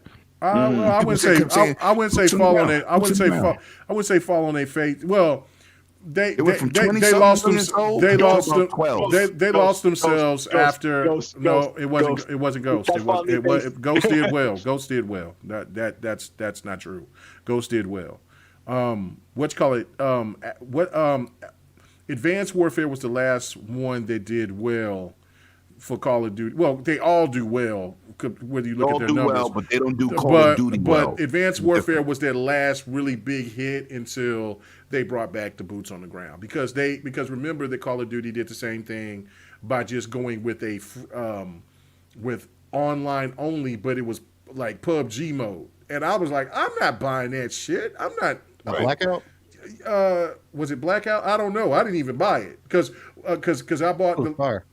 Sure, fun. Yeah, no, not for me. Not for me. I'm not big on PUBG style of play anyway. So I'll play. Yeah, he doesn't like Battle Royale. I'm not a Battle Royale fan. I respect him for that. But guess what? He's not out here bashing it. No, and I'll play it because my homeboy will play it. But you know what I'm saying? Right. But it ain't my thing. We had fun that night. We had fun playing with your boy. Yeah, I had fun playing PUBG. You know what I'm saying? But Facts. It's just. But just for got me, play with just the right people.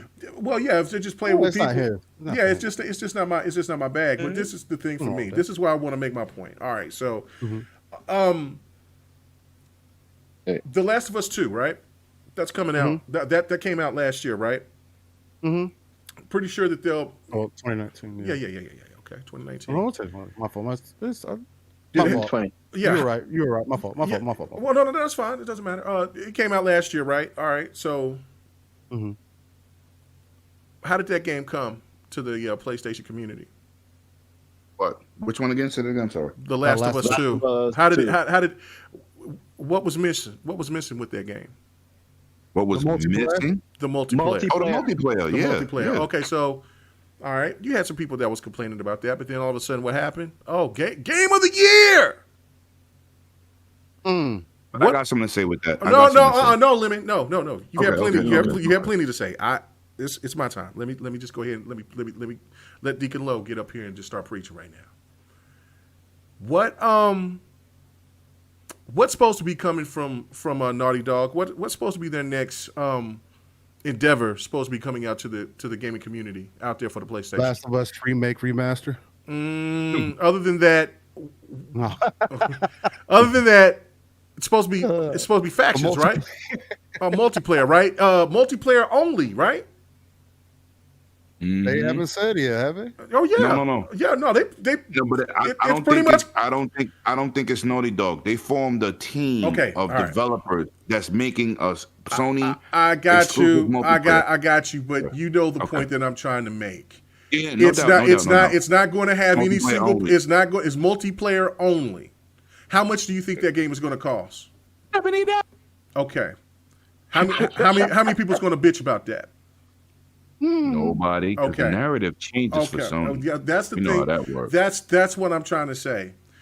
Listen, I see people in the chat. They come out and they're saying, "Well, I need to see gameplay." If there's one thing that you cannot, if there's one thing that you cannot ever mistake, it's just like with Halo. There's never been a bad looking Halo. There's never been a bad looking Battlefield, except for I guess we would say Hardline. But when we looked at Battlefield 1's graphics, and when we looked at Battlefield 1's graphics in that trailer, which is one of the best trailers I've ever seen in my life, I swore I've seen it about 1,000 times. I said, "There's no way that game looks like that." Other people were saying that there's no way that game is going to come close looking like that graphically. What happened? That game looked. It said when it said in-game engine. That was what the game looked like when you played that baby. game. That Frostbite engine is a beast. Battlefield 5, beast. Same thing. It just shock and awe. If you don't believe me on that, because maybe a lot of people didn't buy Battlefield 5, but you did buy Battlefront 1 and 2. Oh, but the games are buggy. No. I love you, Rain. And so that's the thing. So graphically, brother, I see you in the chat. You were saying that, and you were saying, listen. That game is going to look close. What you seen in that when it said in-game engine off that Frostbite, that's going to be pretty much what that game is going to look like. No doubt about it. You know what game started that in-game engine cutscenes? No, tell me. Halo? Gears. Oh, Gears? Okay. Yeah, No. Halo did do it too. But Gears get the most credit because it was beautiful. Okay. Yeah, well, yeah, they know. Well, yeah. The people who's messing with Gears just knows what they're doing. Facts. So that's the thing to me is where I'm looking at it, and this is what I said last night on Next is that I get it. That's why I said I was going to play devil's advocate. I get what Clams was saying. I get what Fonza really is saying. Look, I paid. I expect these games because they're giving us the single player experience on top of the fact that they're giving us the multiplayer aspect as well, right? Right. But this is the thing overall. Halo and Gears spoiled everybody. If you look at everybody else, they're starting to get away from that. Apex Legends doesn't give you a single player experience. Nope. I mean, no. You know what but that's free to play. It's okay. No. You listen, and with free to play, which is the biggest hustle in the gaming business, is right. the biggest. You're spending way more. What's that? Fortnite? Tell me. Anybody in the chat that got me. Tell me anybody in the chat that got kids and that plays Fortnite. Tell me that you spent less money on Fortnite than you would Battlefield. Battlefield. This new Battlefield 6. Battlefield 2042. Tell me that you spent less. Tell me in the chat that you spent less than $70 on Fortnite. If you got kids, and you tell me, and I'll call you a liar. Okay, mega kids. I got if your kids Kratos, playing John Wick, Stranger Days, Master Chief, Batman. Mandalorian. How much? That's over $100 in characters. How much? $20 a skin. How much was the skins? Because I don't know. I haven't bought $20. $20. And so I got about 10 characters. Thor. Okay, so let's just say that you bought 4. You just bought 2 characters. You bought Master Chief and you bought Kratos, right? Right. All right. Let's just say that's $40. What other things that you can buy in there? Cosmetics and stuff there too, right? Yes. Oh, okay. I forgot. I got Blade. but how much are the cosmetics in the game? $20. Everything is $20. Yes. It starts at $20. Oh, they got. Man. If you want to buy a wing glider for about $10. Okay. You know what the dude said? He said it with confidence. Starts with 20. What do you mean starts with 20? Well, bro, that's crazy. He's right. But no, if you buy a character, it starts with 20. If you buy the assets, like I bought the blade knife, a special thing he flies in, even with Master Chief, he came with a Banshee, not a Banshee. Bro is saying right here. Okay, so the glider, okay. You have these different parts. This with confidence, like oh my god, But hold on. Let me just say this because hold on, wait. I'm over just making this point because this guy named Drew is coming in here saying, well, Fortnite first hit is free. All right, so he said after you spend the money, though. Yeah, you got to listen to the whole question, Drew. Right. After you get it for free, and you start buying the assets. Nobody that sits there and plays any of these games that's free to play doesn't spend money on them. Exactly. If the only way that you do not spend money on them is if you stop playing them. If that wasn't that type of game, that is like just with Warzone, it's free. Yeah, it's free. But look at all them dope ass skins that they have. You telling me that you don't spend that little cash for it? That's right. I just spent $40 for characters. So like I don't even want to hear that because to me Free to play $40. is the biggest gimmick because you go in there and you're going to pay hell of a lot more than what you're going to get coming out. What about Overwatch, K-Mega? $65 game, and they make more on skins than anyone in the game. And listen, some of you horny Pop-Tarts out there, y'all gonna definitely jump out there, and that's why they make them characters look sexy, they got thick hips and all that. So, it's the truth, you know man. what I'm Telling you the truth, so they can go ahead and you can spend a little bit, you know what I'm saying? You don't mind getting that Chun-Li or that one character with the boobs out. That's another two characters that came out, Chun-Li and Ryu. But I'm just saying, now Superman. Yeah. And it's not about it being pay to win. You know, it's not that it's pay to win. He said that's the crack. Hey, Drew can't plead. He said that's the crack. It's the options that they give you. Like having a free to play game is great and all, but most of the time you're more willing to spend money on it because you didn't have to do nothing up front. Now, could you spend nothing? Yeah, you could, but at some point that could get tiring quickly. Right. You know what I'm saying? It's gonna be time to read a plain Jane character. You're gonna want one of your favorites is dropping. They're dropping favorites of characters from movies to game characters and Netflix characters. Like the monster with the opens his face, right? I got that character too. Like, I'm a movie person. I watch movies. They dropped John Wick. I didn't even play Fortnite that month. I turned on and bought them. This is what they're doing. And I'm not a person that plays Fortnite like that, so I haven't bought anything on Fortnite. But I don't play. So again, for the people out there that's excited for factions for that game over there for PlayStation, people are going to buy that. And then also what's on the flip side though, where I always disagree with my brother Fonzarelli on this, is that when he talks about the price increase because these companies makes billions and billions of dollars. Listen, I don't know where you guys go eat, but I guarantee you that every place that we went eat during the COVID situation, that price hike went up, and that price hike didn't go back down. And you're still eating at that same place. You're still buying the same products at that same place. Matter of fact, I keep hearing people that saying they're going to buy this, they're going to buy that, and the prices are just astronomical because of the shortages and all of this with all different types of stuff. You know what I'm saying? It's there. Listen, no, but there is no difference. See, this is where people have to stop separating gaming from other real life products that you spend money on. It's just entertainment. It's entertainment. No, you can't do that. But not when they're making that money off of something completely different that has nothing to do with anything else, brother. They're making the game off of microtransactions. They're making that money up. The game didn't have to go up $10. You can't justify that by saying inflation. No, but you know how they defeated inflation? They gave you microtransactions, and you're willing to spend that money.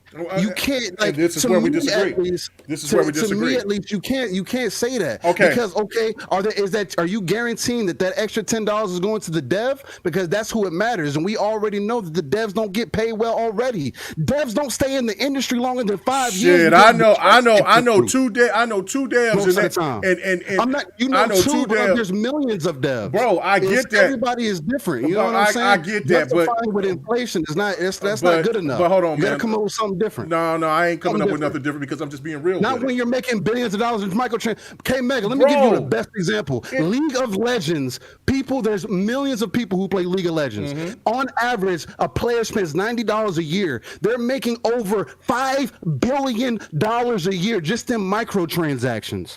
Call of Duty does the same exact thing. Okay. There's other games who do the same exact thing. Okay. If you're going to charge the extra $10 to your consumer, then tell me where it's exactly. Then let me know where it's going. Is it going to these devs to make sure that they're taken care of so we can continue to get excellent games? So for when you go pay that extra money for whatever other product that you go buy, no, it's We're not. Talking about gaming. Rain, it's not. Hold on, let me hit this super chat real quick, man. Let me hit that. Friendly neighborhood Blue Shell with a $20 super chat, and bro, always greatly appreciated to see you here. And you kind of a little off. You're missing the point, but K-Mega seems to think will be no microtransactions. No, I didn't say that either. There will be microtransactions. What he's saying.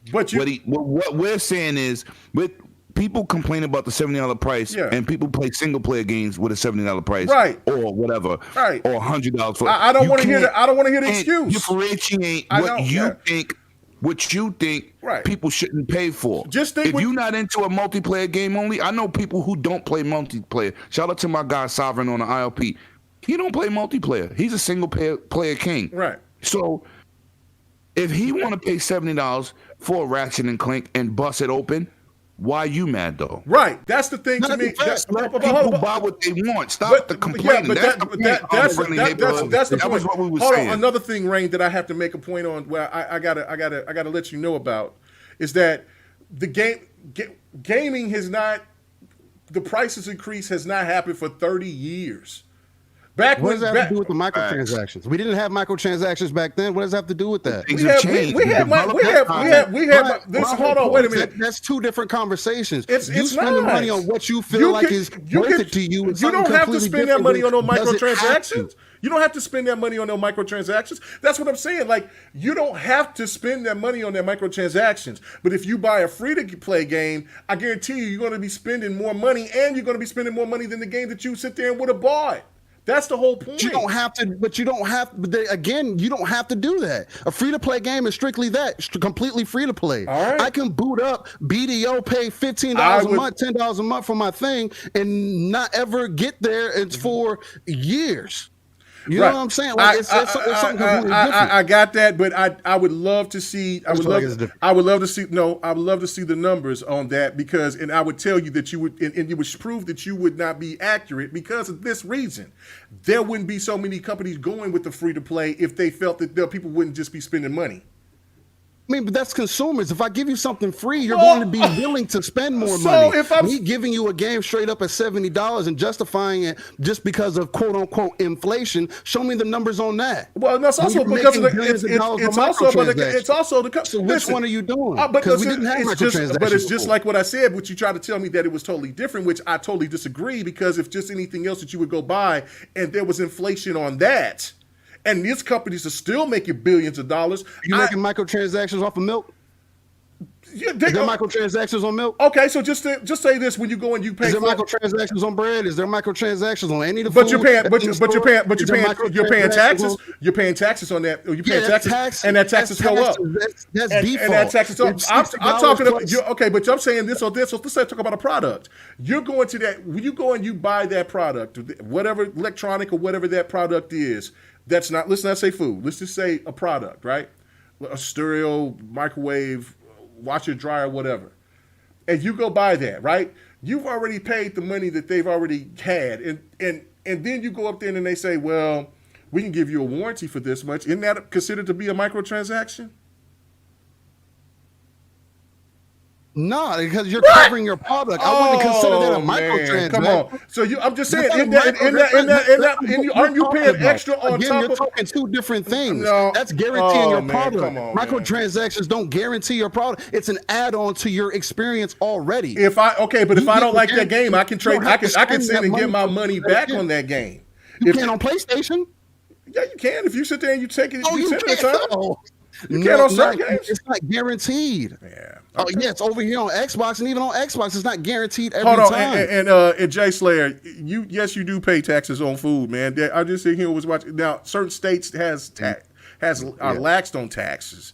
You know what I'm saying? Taxes in New York. Taxes is I different. Move where you at, yeah, you know what I'm saying? So I don't want to hear that. Maybe like not the supermarket. You know what I'm saying? But if you go to a restaurant, you go to a chain, yeah, you paying extra. Yeah, you paying them taxes on that. So listen, this is the thing overall is that if people say that they can make a choice on free to play, then they can make a choice if they want to buy the $70 game on Battlefield. Facts. That's a fact. So again, so I don't want to hear about because you're going to spend the money on it. You're going to get the game. You just said you was. So why are you going to get mad about it? That's the difference. Oh man, nobody's mad about it because I've already told you I'm going to spend the money. I'm going to spend money on what I feel like is value to me. I'm just speaking as overall for the and that's consumer. what I'm saying. And that's what what I'm saying. This is how it comes across. Gaming in total is making money from a completely different area. Is it for every game? No. That's why we still see the price going up, fluctuating between $60 and $70. Now, if it goes to $70, it is what it is. It's not that big of a thing. It's $70 for the people with the new consoles. It's $60 for the old consoles. Yeah, for Battlefield, yeah, for that. Okay, right. Just some of that example, but we already said that we all gonna buy now, this would be a different discussion if people all around the board had to pay $70 for the both versions. And so that's, to me, it's just like, look, I sit here and I spent $500 for the best quality. I spent this money for this television. I spent this money for a monitor. I spent this money for this and that. I want the best. And if they're going to give me the best, and listen, for the whole people that wants to say, well, old generation, take away from that's bullshit, because you played Battlefield 4. You played Battlefield 4 on the 360. You played Battlefield 4 on on the Xbox One and PlayStation 4. That game was completely different. There was a whole bunch more content within that game, just for because of the horsepower that was in those new consoles when that game came out. So I definitely expect to see the same thing. The one thing that you'll agree with me with is that Battlefield don't cheat people when it comes to the content. The game is not annual like Call of Duty. The game comes out like every 2-3 years. So everything you spend in Call of Duty, if you don't keep playing the same game, is wasted. Right, and see now the way that they do it is, if you play the game long enough, you don't have to spend the money. You could just sit there and just earn enough currency, in-game currency, and buy what you season want. Pass or whatever. Yeah. Or you just buy the season, because I'm pretty sure me, you, and Liv is going to buy the $120 version of the game. So that's what it is. Take my money. So I'm not for people out there that's going to buy factions by itself without no single player. I'm not going to sit there and say that's not right. That's your money. That's what you do. So that's the part, to me, is when people talk about, well, these companies be making money. Shit, that's all these companies be making money off of people one way, shape, or form. That's why they're in the business. That's why they're in the business. I opened the club to run my business to make money. Right. I mean, that's a fact. If they're gonna, that's my thing. That's my thing. If they're gonna raise the price, they're gonna raise the price. It is what it is. Can you express your gripes or whatever the case? Yeah, it is what it is. But I just don't think that necessarily quantifying it by saying, oh, inflation is the way to quantify it. If you just want to say it, because it takes more to develop these games, and we want to make sure the devs are getting paid, and we want to make sure that they don't have to crunch to get these games out. Again, the devs from Ratchet and Clank straight up told you, whether it's true or not, we know how Sony give it up. We already know how Insomniac gave it up. They'll lie to you anyway and tell you that the game's built from the ground up. But they said that they did not have to crunch zero for Ratchet and Clank. That's what ideally we would want. Now, if that's me paying $70 for that, that's lit. Bet. I'm 100% behind that, and that's my whole. That's my whole thing. But other than that, I agree. If it's a game, if I feel like it's worth it, it's worth it. I know, I get it, but I'm just saying overall, it's like, look, single player games. This is where I look at it, but I don't bitch about it because it's people's money. It's not my money. You do what you want to do with it. It's like I don't see me playing like Resident Evil, the Resident Evil Village, right? Right. That's what, an 8-10 hour experience. People paid $70 for that. Bullshit. I think that's a waste of money. I'd rather see, that's my thoughts. Right. Yeah. And so for Valhalla, I'm not tripping about spending that $70 or $100. That's a 100+ hour game. Right, because that's a game that's if you go and want to play everything within that game, you're going to play at least 200 to 300 hours into that. And to me, that's where you get your money worth. And so that's why what kills me. This is what that's kills the difference. If you're going to give me a single player game, give me a game that I got to dive my teeth into. But people don't have the time like that, so I totally get it. Right. But don't be bitching about just other people's happiness. Other people's money, or about a multiplayer only game. I hate that. If you're not in it, don't be in. Don't indulge by making that purchase. Yeah, that's 100%. Yeah, don't just. That's why I said I didn't discredit PK, but y'all not vested. Oh man! All right, let's just up to the next topic. That's right. Let's go to the next one. But if you're not vested, just leave it, man. Let people welcome do what to they GRG. We had a little spat. I love it. I like that. That's what it's about. That's what it's about. I love it. Sick, you still awake? Yeah, Sick is like Yeah, I'm here. Anyway, I called the phone. You didn't answer the phone. I'm going to you first. I'm going to you first. on this topic. Right here, waiting my turn to speak again. Oh no, this was this where you had meathead. at this point it was when you get it where you fit in. Anyway, all right, so Meathead. All right, let's get to this right here about the about Sony getting called out by Phil Spencer, right? This was a low key. Delicious. Yeah, this was low key. All right, so Phil, Aaron Greenberg, all the rest of them, but there was an interview and Phil was basically, he didn't call Sony by name, but we all knew what it was. He was saying, look, I don't feel that it's right for companies to charge double by putting their games on PC later. Because unlike us, we want to just have customers get the game day and date on PC, on Game Pass, whatever, and on Xbox, however that they want to pay one price and then that's it, or play games with anywhere because they still have that feature. So basically, what do you guys think about that? I'm going to go to you first on this, Slayer.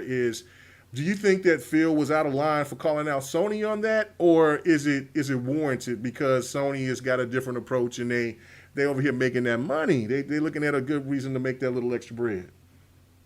Out of line? What? Listen, man. Bro, I'm asking you. I mean, some people what think the film Nintendo, they used to call each other out by name. Like, I'm coming for you, sucker. Like, that's what it was. So now he's doing a little undercut joke. We all know he's talking about Sony, and all of a sudden now people are like, the gall. Really? Really? Oh, or is it just because this is Xbox and Phil Spencer doing it, right? And not Jim Ryan.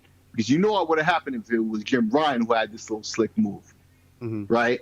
This would have been all over the gaming press, all over Twitter. It would have been a meme right now, okay? Of how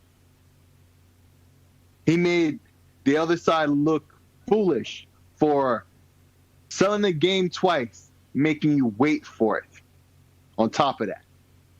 And that is what Sony is doing. That is what's going on. That is the comparison. And before, last week, like I said, the only reason it's the fact that these PlayStation 5 games are coming to PS4 looks like an L is because of the narrative these fanatics created, where they turned something positive into something negative. So even when the positive things still happen, because they labeled it as a negative, it gets labeled as such no matter if it's actually a positive thing for them. And the same is here. You said all this, but now look at it, so there you go. This is just the same old. This is the same typical. I don't see why there's any more really needs to be said on this. Really, this is how I feel. All right, let me read this super chat from Xbox Junkie. He says he didn't talking about Phil. He didn't call out Sony. He called out the practice. Describing what they do is not calling out others. Listen, I think this is the second little jab that Phil has came out on Sony. Technicalities. You know what I'm saying? Come on. Well, no. I mean, I get it. You know what I'm saying? Phil, listen. This is the thing to me about where Phil is, because everybody has this thing about where Phil, he's the nice guy, he's this and that. Where Phil is a great person. Like, if you ever met him, he's a really good guy. But then you have people that wants to say, well, I need Phil to be aggressive. Listen, I feel like when Phil said in that XO thing that we did back at the launch of the Xbox One, he said the same thing about charging that $70 price for the games. He didn't like it then for Sony. He didn't like it. So, you know what I'm saying? He did not like it. He thinks that it's one of those things like, look, we're in a pandemic. We got things going on. These consoles cost $300, $400, $500, and now you want to charge people $70 for these games. Now, everybody's entitled to having his point. Like, I'm looking and reading what Friendly Neighborhood Blue Shell said. He says people should have to spend what they want. But people also have the right to say something is too expensive. Saying that $70 is too much doesn't equal telling people not to spend the $70. And that I get. But then again, you know how social media is, and people will try to instead of people saying, "Look, it's your money, you do what you want to," but I'm not going to spend that money. That's not how it works. People over here try to make other people say, "I won't get this game because that person has a stance on getting it," and that's to me bullshit. Because I'm not going to tell people go buy the game because I'm going to buy it. Just speak with your wallet. I'm going to speak with my wallet by supporting the game that I've been wanting to play since Battlefield 4 came out. So it's just, and I know that I'm going to put the money's worth into that game. But for somebody who doesn't want it, they have the right to say whatever they want to. But don't try to get people on your team to bash the game or to say that the game is trash when you're pretty much a casual and don't even play the damn game like that. Like, you may put 10 hours in and maybe you may play 10 hours into the single player, or let's say 5 hours in the single player, and then you play maybe 2-3 hours of the multiplayer because friends want you to play, and then you say that this game ain't worth it. Well, then it isn't worth your money, but for all the rest of us it is. And that's why I say, like, there's a line that needs to be, there's a line basically, and people should stop trying to worry about other people's wallets and just worry about your own and just give your opinion. And people needs to respect your opinion, but don't try to bleed your grief on other people if they're bully excited somebody about into your way. Right. Yeah. So but go ahead, Rain. What's your thought about this situation with Phil and what's going on with the Sony situation? What is your thoughts? You know, I know they didn't, nobody knows who he's specifically talking to, but we as gamers know that who he's talking to is only other real competition who ever talks smack about them and has belittled Microsoft and what they do in the gaming space over the last almost 2 decades. You know who they're talking to. It's one of those things where Phil realizes the plays that he's making and what he's doing in the foundation that he's building over there in Microsoft. Again, he made Satya Nadella come out and tell because I believe the presentation that they came out with wasn't supposed to be quote unquote for everybody to see. It was supposed to be for like insiders or people, publications or whatnot, and for the stockholders and people like that who are invested to get an idea of whatever Microsoft has going on or what their plans are. And even if that's true or whatever the case might be, but even he is coming out and saying, look, Microsoft is 100% behind this. We see where we need to go. We're in the cloud space. We're in the hardware space. We're trying to get to the TV space. You saw them talking about making some kind of stick or whatever that you're going to end up plugging into your TV, something like a Chromecast, something like a Kindle that all you need is a controller for. They're going a different play. Obviously, they're telling you, look, we couldn't win the race that y'all wanted us to win. So we're going to change the race and then ask you now what? Because with the way that things are going, if Microsoft hits, really, they were projecting to only do 30 million to get in the Game Pass. And that was within the next couple of years, by 2020. They're over 26. And if they're over 26, I'm still staying on this mound that I think is going to hit about 50 million by January 15th of 2022. Mm-hmm. That's just me. If you see what's coming out, but I agree with you. Even if they were planning to hit, if that was their original plan before COVID and everything got shut up the way that it was, and people were in their house and spending more money than they normally would have otherwise, especially within the entertainment scene and gaming being the biggest form of entertainment that there is, it only makes sense that not only that they're subcap, but they're seeing more traction than they've ever seen before. So if they hit that 35 that they were trying to hit, they're going to hit that 50 that they want to hit. And then after that, how can you keep up? Netflix is still over 200 million strong. I mean, yeah, Disney Plus has 100-something million subs, whatever the case might be, but Netflix has been in the game. And Netflix, it's hard to cancel your Netflix if you haven't forgot about it by now, like most of us have. Most consumers do. You're not thinking about it anymore. It's Oh, that you mean in terms of paying? It's all just Right. It's like brushing your teeth. Facts. Yeah, exactly. It's there. It's a part of your life now. You know what I mean? There's some kind of service. It doesn't have to be Netflix specifically, but there's some kind of service now that is just a part of your everyday life, and that's what Xbox is trying to do. So with this whole, Xbox taking shots at Sony, they're just saying like, look, we've been trying to play nice with y'all this whole time, and you kept knocking us down by the knees, just hitting us upside the head and saying, oh, you're just not good enough. You're not us. So now we're going to hit you back and say, well, we got money to spend, and we can get these devs that apparently are looking to be bought now. Not only that, but more people. It has been rumored that Game Pass has a line of studios that want to get in just because of that ease of access. Do you know why? Do you know why? It's because it's guaranteed. No. Forget the guarantee. More eyes on a game that most people might not try or like. Exactly, and that's like RTS, a Gears Tactics. Everybody don't play RTSs, but look how Gears Tactics took off. They brought in a whole bunch of other people through Gears Tactics that will take a game like that new Metal Slug and say, "Oh, I like Metal Slug. Yeah, I might play that now," because Gears Tactics has elevated my mind to another level.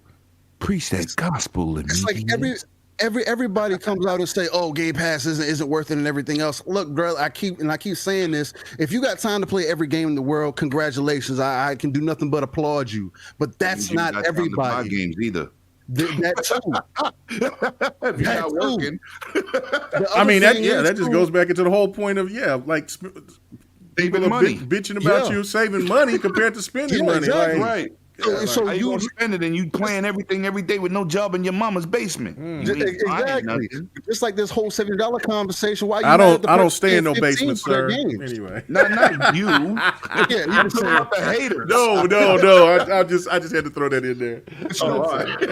People talk about looking in people's pockets and everything when they're like, "Oh, you're paying $15 for a rental service," not knowing. Rental service. Okay, if that's what you want to call it.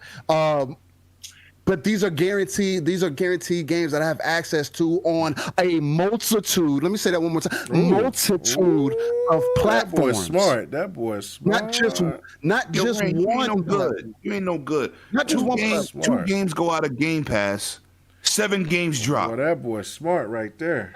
Games that are getting traction don't ever leave Game Pass. Oh. Like y'all can keep saying, "Oh, well, it's not gonna be there forever."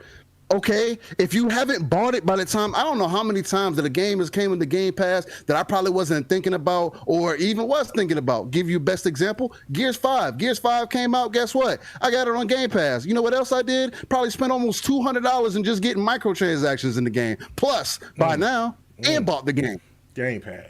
Let's bring the dance. And I've done that over time because I didn't have to think about it. And guess what? It's still in Game Pass. It's not leaving either. Get on that Game Pass hype train. Let's go. Let's go. Dance, girl. Dance. Do that dance. Do that Game Pass. Game Pass dance. You can't be mad. You can't be mad that now Phil the Dragon, Phil the Great, Phil the whoever is now finally saying, y'all keep talking about this man playing nice. Now he's coming out saying, look, man, like I'm done. This is what we're gonna do. If you're not with it, get down and lay down. It is what it is. Y'all want to see that all the time, right? But y'all keep forgetting Microsoft is good at this. They don't have the stigma that they have still in America, and not only America, across the world, because they were seen as a monopoly at one point. And Microsoft does not have a problem. Again, I gotta bring this to y'all's attention. I can guarantee you. Mind you, I don't have the numbers. Somebody correct me. Over almost, if not 90%, over 90% of the PCs around the world probably have a Windows. It's 97%. Yeah, it dropped down like PCs around the planet. It's Microsoft. Thank you, Lemon, for telling me. 97% of people that own a PC have a Windows OS. You want to talk about monopoly? We talking about the wrong thing. Hold on. Including Apple, because they accept since the last 5 years, they accept Windows too. That's that too. Exactly. Bend the knee. You have options. Again, there's options. Like, don't let nobody fool you. Like, y'all want a competition. We're breeding competition, and it's only going to get better for us as gamers. That's the conversation. Mm-hmm. All right. Great point. All right, so Lemon, go ahead and close this out. We got one more topic before we get out of here. So listen, man, I'm gonna keep it short, sweet, and easy. I'm gonna shout out to my man Hip Hop. Watched his channel yesterday, and he tried to justify this on why Sony does what they do.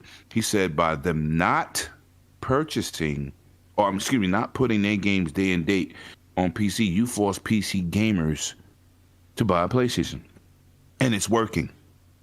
No, that's not the truth. And I'm gonna, I love my brother.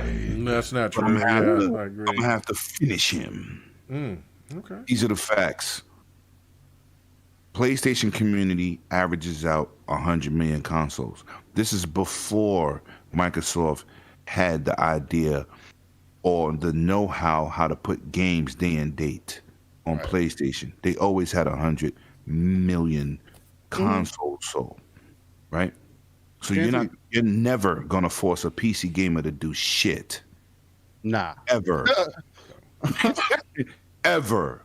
Nah. Phil is right. But you know what? They don't care. Because they're a PC company and a console company.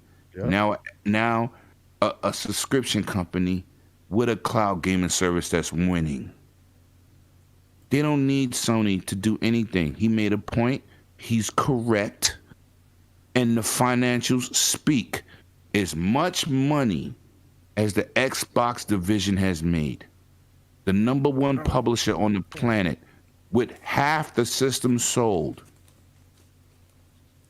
they still the baby of Microsoft financially in terms of generating money. You know what I forgot? I forgot to do this damn giveaway. So hurry up. No, I'm done. So with that being said, you don't got if you cut that wound and somebody throw salt in it and Microsoft come and give you that nice fresh water I forgot. to get that salt out your wound, you should be mad at the dude that threw the salt, not the dude that's saving your ass. Shout out to Stadia. Let's go! All right. Okay, so let me go ahead and betrayal. I my bad, guys. I was planning on doing it like in an hour and a half mark, but we got so deep into the conversation. Last topic, let's go. And then I gotta do this this giveaway, man. I gotta keep my word, man. You gotta ask the questions. You know what I'm saying? Because me and Rain was having this moment right here, man. Yeah, we was, you know what I'm saying? Listen, a healthy debate. We're going at it. It's a great debate. Healthy. Oh, I love it. I loved it. It was delicious. The slander was delicious. Anyway, all right. Oh, yeah. Oh, wait a minute. My man is in the building. Peace, love, and life. All right. So here we go. Let's go ahead and do this giveaway. But this is trivia, ladies and gentlemen. So for the collection, for the Ninja Gaiden collection, here we go. Are y'all ready? And the first person to get it right. Fight. You're gonna have, you know what I'm saying? I will let you know, and then you will get this. Don't let Wikipedia get you kicked out. Woo! So let's go. All right. So in the Ninja Gaiden games, what dead or alive characters were in the Ninja Gaiden games? Let me get in the chat. Let me get in the chat. Yeah, y'all go ahead, cheat. Whoever names them all, wins the prize. Here we go. Oh, look at that. Let's have this next topic. Let's get it, man. It's almost over. Let's go. All right, so this is for the Ninja Gaiden collection. Dragonheart Yobi. This is that. That. Ninja Gaiden collection. No. He's asking me what game I'm playing right here. This is Guilty Gear Strive, the game I've been saying to get. Yeah. Get the shit on PC or get it on PlayStation. Yeah. But I got it on PC. That's what you're saying. I was over here playing this dude. Let me just say this for the record. That dude is pretty wicked. Yo, this is Guilty Gear. Son, it's way more than one character. All right. So hold on. Let me see. Okay, Junkie said. Ryu Hayabusa, the purple haired ninja, and Rachel. I'll even let the purple haired chick slide and Rachel, but really no names. It's you got to give me some names, man, and you got to give it to me. With my man, you know what I'm saying? I see my girl Curie. She says Kasami, and Iron, Rachel, and Ryu. You are close, but no cigar. I need them all. I need them all. I need them all because it's more than just 3. It's more. It's more than 4. Let's go. Let's go. She named 4. She named 4, but it's more than 4. Oh, so far, yeah. Fact. It is. So, you know what I'm saying? Look, I might keep my money after all. Come on. All right, last topic. And if whoever gets it, let me know. Listen, you can watch in the chat. Huh? You can send it to me in the DMs too as well, and then I'll sit there and I'll reward you. But look at the Xbox junkie. Let's go. Yeah. What Xbox? What did he say? What did he say? All right, hold on. Okay, 1, 2, 3, 4, 5. He's close. He's close, but he's not there. He's just off. He's just off. He says, Xbox Junkie says, Ayente, Rachel, Kasumi, Ryu, Ayete. He's close. He's close. But there's still more. I told you, you can't just go into Google and I searched. And then I said, and of course you have to have knowledge of playing the games as well, because there's a special little cameo of somebody that's a DOA that's in there. And so, you know what I'm saying? And then there's also a character that you can play with in the game. Come on, guys. Let's go. Let's go. Yo, Curie, stop asking questions. Yeah, no I cannot confirm nor deny. I know she's asking questions. Come on, man.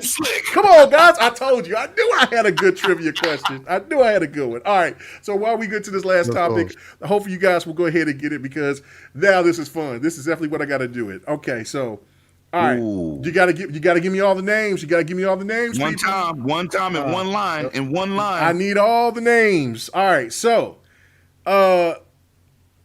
we're hearing about a new thing coming out for Xbox that's going to be this really isn't new. We talked about this like 2-3 years ago, if you remember, talking about Xbox was looking into going into bringing a little device. At that time, I forgot what it wasn't xCloud. It wasn't xCloud. What did they call before they called it xCloud? What was that device called back then? I can't remember, but. It was called Project something. Yeah, Project something. Yeah, Project something. And so that Scorpio. xCloud. My fault. Yeah, but so now it is confirmed. It's pretty much confirmed that they're going to have a device that will go into people's televisions, and that has started to ask the question. There's been people that's been asking this question: is Xbox going to go away from making consoles? I mean, of course, we've been hearing this for a long time. So I'm gonna go to Six Slayer on this again, because he's been the most quiet. So, Six Slayer, what is this? Do you think that Xbox is pretty much done if this takes off, or do you think that they'll still continue to make consoles and then keep trying to spread the Xbox? Whatever, all their devices all over. What they're gonna do? What do you think? Hey, check that chat. Yeah, I've been real quiet, huh? Yeah, well, I'm gonna be real quiet on this one. No, hell no. They already said they're not gonna stop. Why is this a question? Like, come on, man. Come on, people. Where are your brains at? Like, COD is not the be all end all. It never could be. It's supposed to be an assist, the add-on. Let me say this to Curie right fast. Curie, you are so close, but you're one person off. But yeah, just keep going. You're close, Curie. You're close. But anyway, go ahead. Don't copy your answers and look for that one person. I know. Yeah, she gonna look. Okay, but go ahead. Go ahead, Slay. I'm sorry. Yeah, so just like, I don't get this, man. Like, really? I just don't. Like, why do people think like consoles are going away? Consoles provide, y'all seem to forget the pure difference between console and PC and how it still is relative today. Consoles are plug-in Simple. Plug-in, simple, and stupid. Right. PC is more complicated, but you get more choices and customizations because of that. It's not just always about the performance, although you can get that too. Okay. Why you would think they would stop making consoles because of streaming and stuff? No, that's not going to happen, because nothing is better than having it locally, running natively, not streaming to and fro to introduce lag. We're introducing technologies and devices to reduce lag. Why are we going to go backwards and do things that introduce lag when we don't have to? Cloud has its place, but it's never going to be the forefront, except in certain markets where, you know, people still go to internet cafes to play games and stuff, like out in Southeast Asia. In that market, and as early reports are consistent with this theory that cloud streaming is going to do very well there. It is doing pretty well. xCloud is doing pretty well in South Korea, apparently, because of this. Right? There you go. There's the evidence right there of this. Like, sure, that works out, but you still want the local machine. That's never going away. That's just not. We have the centralized power to do what you want the way you want to do it. That's what consoles are about. They're not going to ever get rid of that. People have been saying, you know, every industry is different. You think a new paradigm is coming along to destroy the old one. It's not always like that. Sometimes it's just in a company too, you know, to accessorize with. You know, you have Coke, well, here's Pepsi. You know, chocolate, well, there's vanilla. There's always going to be that base choice at very least. It's profitable for them, more profitable for them to have the two squaring off in that manner. That's never going to stop. So I don't know why anybody ever has questioned this in light of streaming and stuff. Just no, it's just more places to consume games, particularly Xbox games in this case, not less. And they're not going to push for less. They're pushing for more. So why would they ever get rid of consoles? That's just completely illogical to even have questioned that in my mind. But that's what I think. Okay. Nice. All right. Okay. All right. What about you? 108. We're gonna let Rain finish us off. Hey, listen. I'm gonna say this. Okay, my bad. No, I was just gonna say this. Dragonheart Yobi. She does have 7, but she's off one person. She's off one person. Now, so I'm gonna say this. I'm gonna keep it quick, simple. We at the end. Yeah. I'm gonna say this, man. We told you here at GRG. Certain things that be said by us, and you get in the chat, and we agree with some of the things I say. Everybody got an opinion. Everybody got an option, because a lot of things we say are opinions. But I'm gonna say this. People keep saying, "Oh, they're just gonna be on Samsung TVs." I said, "Why would they just aim at Samsung TVs? They're number one. They sell the most TVs. The app is going on the TV. We said this here at GRG. We was the advocate for it. One time, Bloody said maybe they'll do streaming sticks, and we all paused. I remember it like it was yesterday. I said, you know, that's not a bad idea. But the premier platform is the console. You want to stream in 720p to a device from Game Pass? Good luck. But y'all want high fidelity graphics and complain on another note. I'm not mad at you. They're gonna give it to you from all ways, ins and out. They're giving you options. This is an addition. xCloud is not the service. It's an additional service on top of Game Pass. It's not the service. It's not a service to replace console. The premier platform to play on. You want all the bells and whistles? Buy Xbox Series X. You want to be in that 120 frames, games running good, 1440p, 1080p, 60, 1080p, 120? Buy Xbox Series S. The console is the premier platform. Phil Spencer said we will never stop making consoles. And what's crazy, when they bring out a device or mention a device, oh, is this the end? What you not heard him say? we're not eliminating consoles? Would you just like to run with a narrative that doesn't exist? Do you not see this man being transparent and say exactly what he means? We have a winner. Nice. Hey. She was off one. So I'm done. She had an extra one, but she got the rest of them right though. So I just want you to pay attention to this man, what he says all the time. Don't take what you think he's talking about or what you assuming and make it the facts. Because unlike Sony, Xbox really believes in generations. They also came out and said, "Oh, we're supporting our consoles for the next maybe 2 to 3 years, maybe." Where Sony said, no, we're not doing that. We're not doing that. Xbox is transparent. They never put a smoke over your eyes. The only thing they've ever said is when he talked about VR, and then they never talked about it again. That's the only gripe I could say Microsoft has never came through within the promises. But I'm done. Short and sweet. Wow. Oh, my goodness. See, Thomas came in, you know what I'm saying? Child of God came in there and had the right names. But I already gave it to Curie, so you know what I'm saying? But see, I should have just... Curie had like 7 answers. She did. She had 7 answers, but see... It's like people yelling, oh, but Thomas got the right list. So here we go. So here's the names on the list that were that was the Dead or Alive characters that were on the... that was on the Ninja Gaiden franchise for the 3 games. It is Hayate, Kasumi, Hayate... Rachel.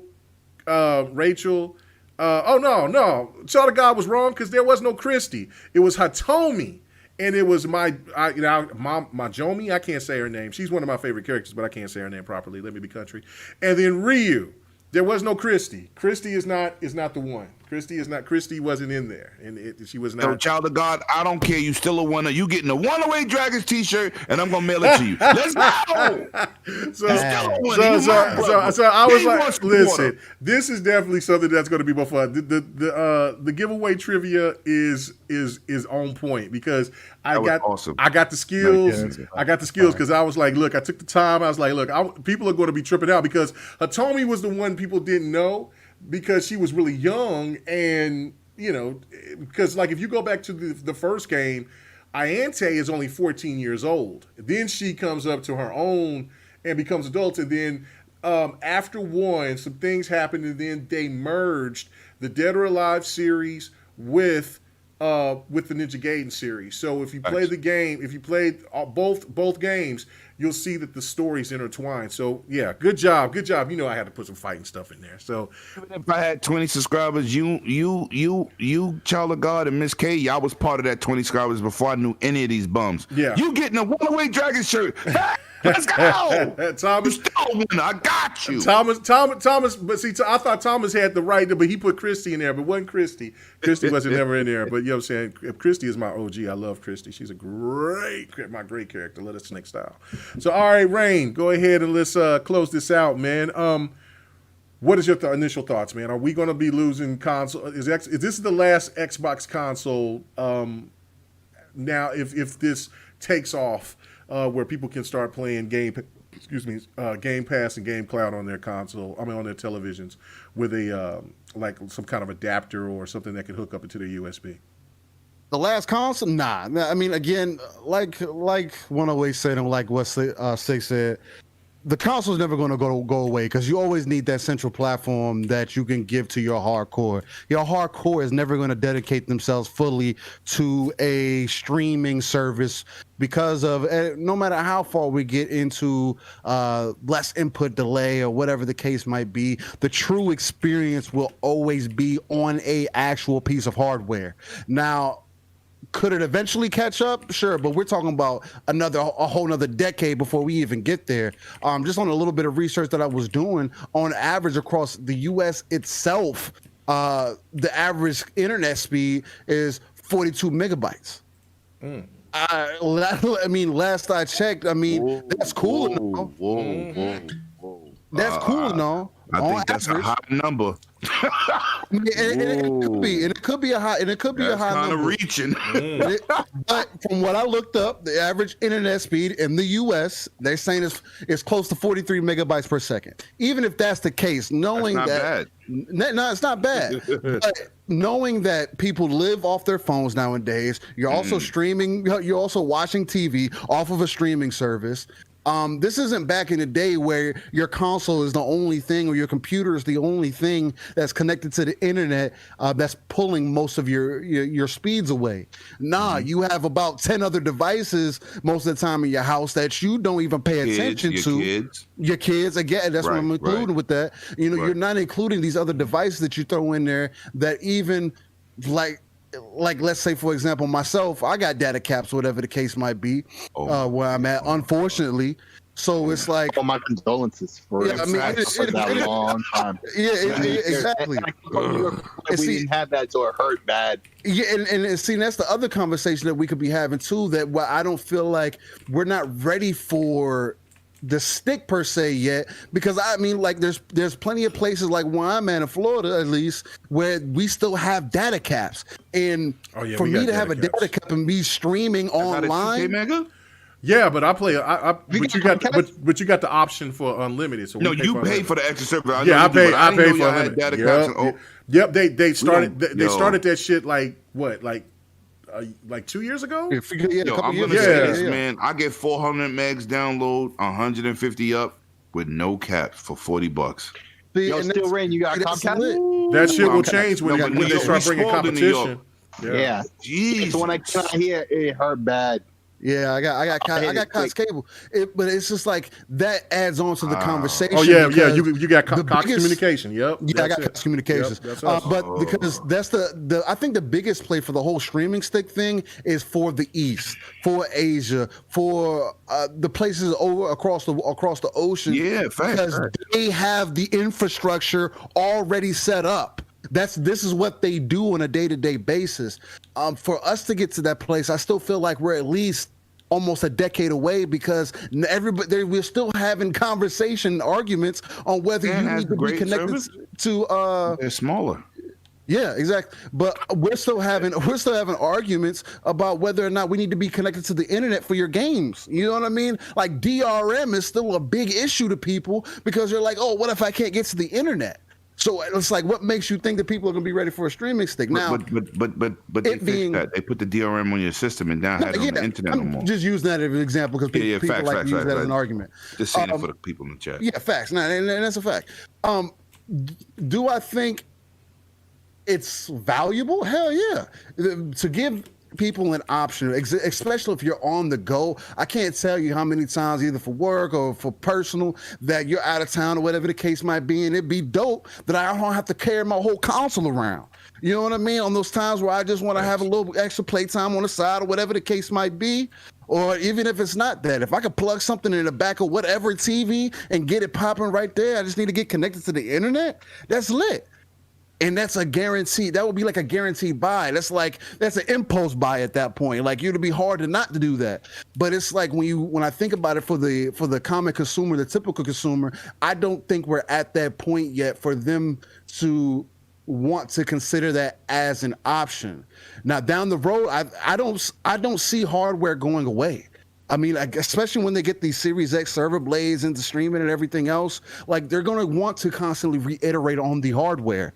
Again, you have to give your hardcore fan base that piece of whatever that they can essentially play their games on, because that's where the experience is going to be at. Y'all want to get the 8K, you're not going to get it on a streaming stick for another 20, 30 years. Not going to get 4K streaming on a stick either. Hold on, I'm sorry. I hate to interrupt you guys for this, but I got to do this. I'm so sorry.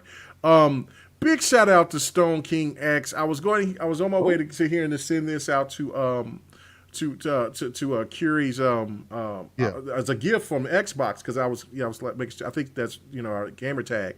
Well, I go in here and I look and I'm on Twitter and I see that I got a message, and big shout out to Stone King X, man. He says, "What up, K Mega? Here's another code you can give away celebrating E3 2021." Yo, brother, thank you so much, yourself man. a round of applause, bro, for the support.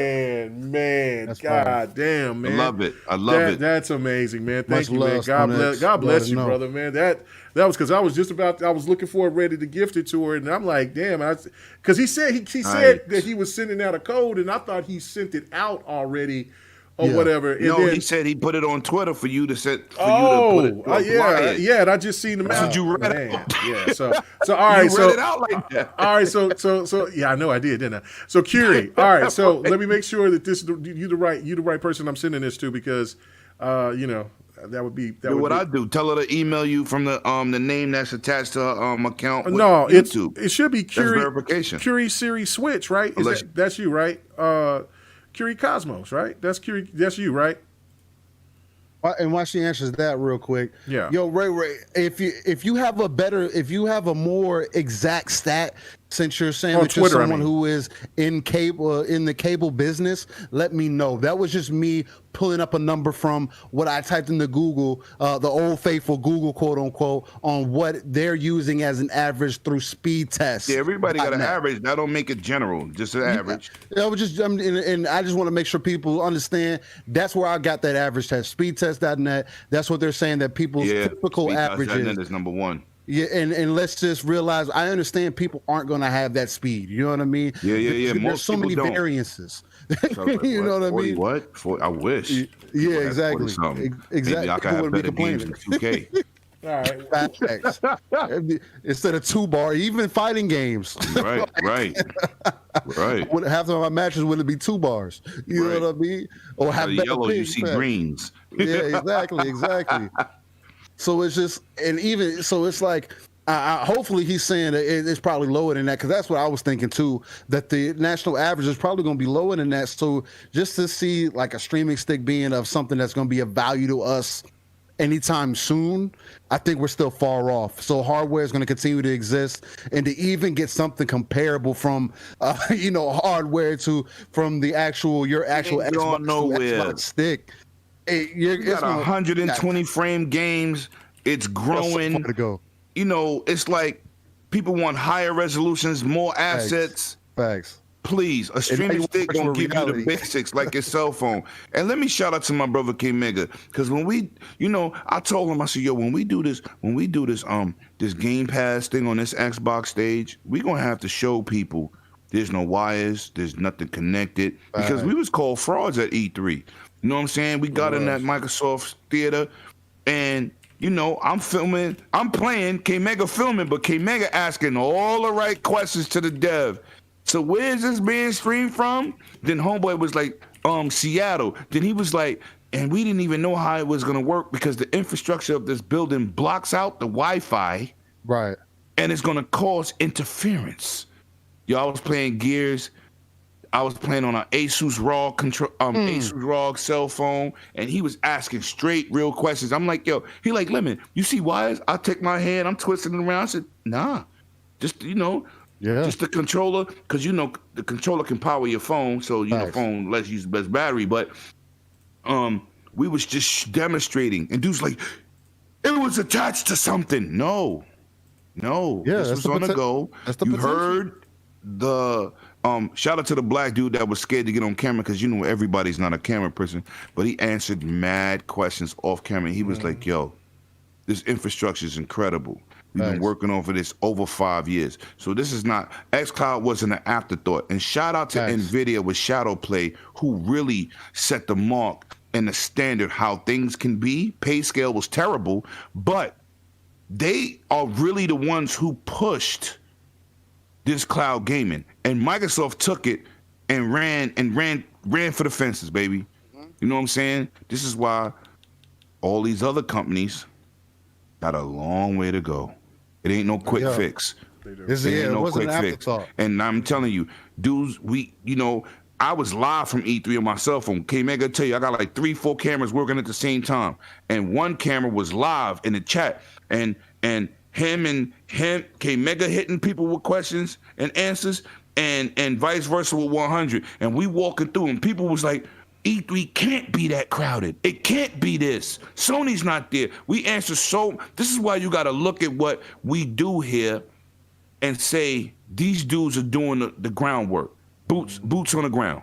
Nice. Because we're doing what other people just stay home to do and talk mess. We're showing you live the facts. And hopefully this weekend we'll get to show you a hell of a lot more. If not, definitely for the week.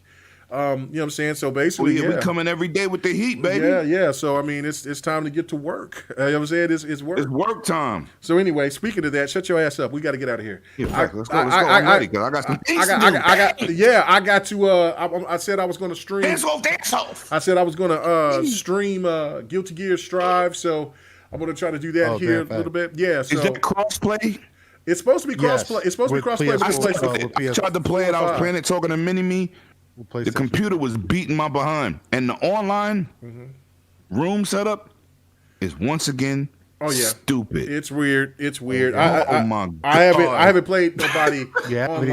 I played one dude just to get an idea of the lobbies. Yeah. Oh my! We're gonna have to play private matches. I'm not doing that. Oh yeah, no, we definitely got to do it. Yeah, they got the weird ass lobbies, but it is what it is. Japan is so far behind. I'm sorry. All right, and also I do got a couple of announcements before we get out of here. I do gonna say this: Fight Night Sunday will definitely still continue to be coming on, but Fight Night Sunday will not be on my channel. It will be just on strictly Twitch. So you're gonna, you know what I'm saying? I'm making some moves, doing some couple of things. You know what I'm saying? Been. Why are you doing that? You can still do both. You use Restream. There's a reason behind it. But you know what I'm saying? Okay. We'll talk about that later. We'll talk about it later. But yeah, no, I'm gonna dedicate Fight Night Sundays to Twitch. So for all you guys who come and check me out on YouTube, y'all should be able to do the same. It's KMega405 on Twitch, and there I can get away with a hell of a lot more. You didn't say that right. Say the KMega405 properly. Oh. KMega405 coming to you live from the 405. Well, I'm just your regular gamer. Radio station voice having bastard.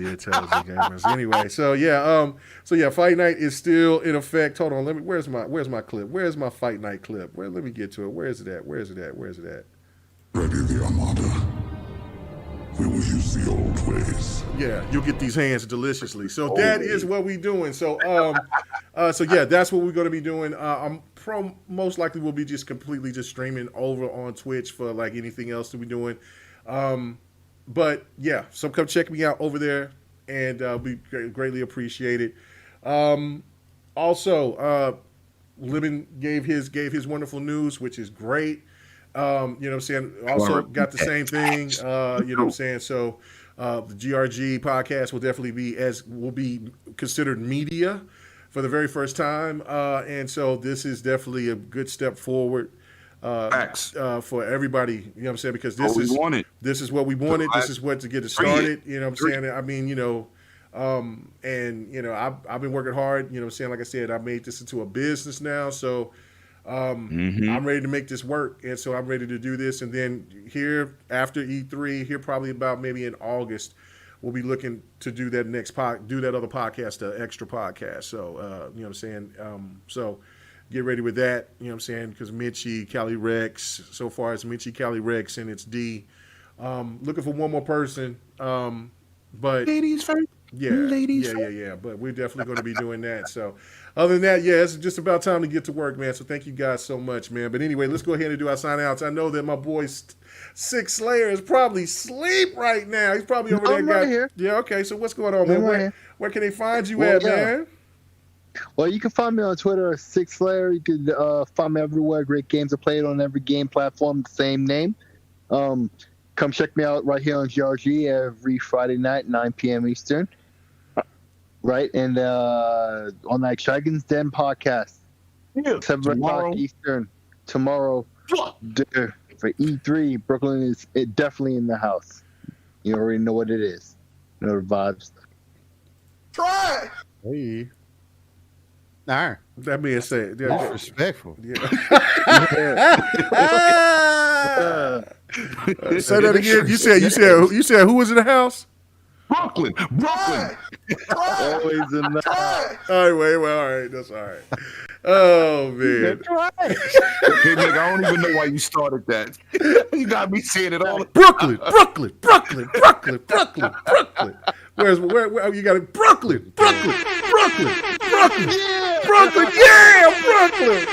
Oh shit. Oh my God. I love my borough though. I ain't gonna lie. I love my city. No doubt. You gotta love your city. You know what I'm saying? Ray G4 is a nut. He says, K Mega, your name sounds like a radio station.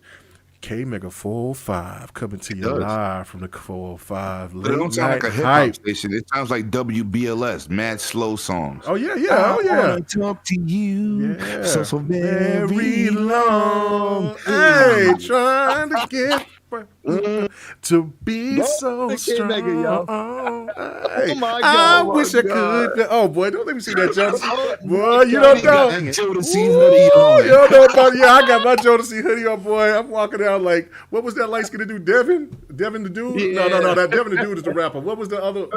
I forgot what the light skinned dude was, man. Yeah, hell yeah. I used to have my chest out and everything like that back then. I'm telling you, bro. Oh man, light skin for the win. But anyway, the Friendly Neighborhood Blue Shell. He says, for the good discussion tonight, hope to see K Mega on one of the E3 streams, man. I definitely hope I can get on there as well. It would be fantastic. I will be on the Xbox little stream. And did I say little stream? Yeah. Yeah, you did. Damn. Yeah, I was going to say, why is it little? Damn, disrespectful. My bad. You know what? I've been doing Xbox. I'm going over here with the peasants. Hey, man, I've been fucking with Xbox 448 for so long, man. It's like, you know what I'm saying? Like, you know, like how 108 and Slayer is. It's crazy because, like, that's how me and Body is. Like, you know, I mean, brothers to the end. Just brothers to the end, man. Like, I've been doing this fool for a decade now. Jesus. Anyway. But yeah, no, I'll be over there with my boy Bot. And then we'll be doing that thing afterwards in the evening time here on GRG. Yeah, I'm in the building. Next podcast collaboration. So you know when Predator, Crispy, and Optimus come in here, it's gonna be slander. It's gonna be slander. It's gonna be delicious. But anyway, I'm bringing that smoke too. I'm ready. Still rain. What you got going on tonight? Hey man, early morning. Are y'all gonna be doing something while the events are going on? What you got planned? What's going on with the living single? Anyway, what's going on with the podcast? But look, man. Y'all can find me everywhere. I still reign. The T is a 7. Come look me up, whether it's Twitter, PlayStation, Xbox, PC, anywhere that you can type something in there. Just type that in. You're going to find me. Other than that, you can always find me here Friday nights within the GRG Kingdom, 8 p.m. Central. Now, on Saturday mornings, we like to wake you up, give you that boost you need to get into your weekend, that live, raw, and uncut energy that you can only feel within the soul while you're getting a little bit of that rain as we give you that energy boost you need to get into, especially this weekend with it being E3, which is going to be that delicious 9 a.m. Central, 10 a.m. Eastern, and 3 p.m. UK time. And look, Living Split Screen was asked about, I want to say about almost a month ago. We're teaming up on Sunday with Xbox Ultimate just to do a little co-stream with them. I'm still deciding whether I'm going to stream myself. Probably not. I'm just probably going to kick back and enjoy it. Me and Paul are actually planning to do something that night, basically a living split screen. So not only are you going to get living split screen in the morning, but you may also get, on your Saturday morning, you may also get living split screen to end your night Sunday as you get ready to get back into your Monday mornings and get back into work and continue to get that delicious E3 work throughout the week where we already know we're ready for the announcements. I'm excited for E3. If y'all haven't watched that E3 2021 trailer that they officially put out today, check it out. Get that hype built up. And other than that, man, definitely stay tuned to GRG because, man, where else are you going to get that authentic and organic energy conversation. No doubt. Other than that, man, I'm still and I'm out. All right, and before so K Mega goes to me, let me say something. Yeah. You said you're going to do living split screens Sunday night. Yeah, that's what we're thinking. We haven't seen. I'm going to take it upon myself to name that edition. We're going to call that the Vampire Edition. Let's go. Let's go. Hey. Whoa. But no, if you got, but no, brother, if you got an engagement, then it's all good. No, I mean, because you said that was a month ago, so y'all go do your six. I know that they got, you know what I'm saying, you know. He asked us mad early. Yeah, it is. You don't get those mentions, you don't get those supports, because we are team split screen. Let's go. That's a fact. So yeah, y'all go do y'all sting over there. No, it ain't no thing but a chicken wing. But if you got some grease, you know, I'll give you a piece. So it's all good. It's all good. I already know. So no. I get it. People got engagements and things like that, but no, if you got to do that, you got to do it. It's gonna be busy. So I mean, and who's to say we won't be collaborating during the week talking about, like, man, oh shit, did you see that? Because I guarantee you, if I see some tech in Street Fighter, bro, video is dropping immediately. I don't know about Paul. I know he got some appearances he making. Yeah. I only know about the little team up we had with Ultimate because he had asked us when he made that E3 video he put together. I gotta go in there early, but you will be part of that Lemon 23, aka 108 Dragons TV Game Awards show, the real one. Oh my goodness. Anyway, all right. We're about to get the hell out of here. Lemon, where can they find you at, brother? First of all, before I say anything, I've been working very hard for the last 3.5 years. I got my media status, but it's not because of me. I put in a ton of work, man. I work hard, I spend hard, I play hard. But without this community supporting me and giving me the support that they bring to the table, thanks. What I've been trying to achieve for the last 2 years would have never happened without the community, man. So I'm thanking everybody that come out there and support 108 Dragons TV and also the newly broadcasted Dragons Den podcast. Mm-hmm. The support from my GRG team, my ILP team, my GUG team, which I'm newly into. The support factor is key. What you get from me is raw, real, and I try to be right. And I appreciate y'all, man. This is a very, very important day to me because unlike other teams, they got 5,000 dudes working for one goal. I've been doing this goal. I've been told, why are you buying a $3,000 camera? Why are you out here interviewing? Why are you doing midnight launches? Why are you at Xbox launch night talking to Phil and Aaron Greenberg? This is why.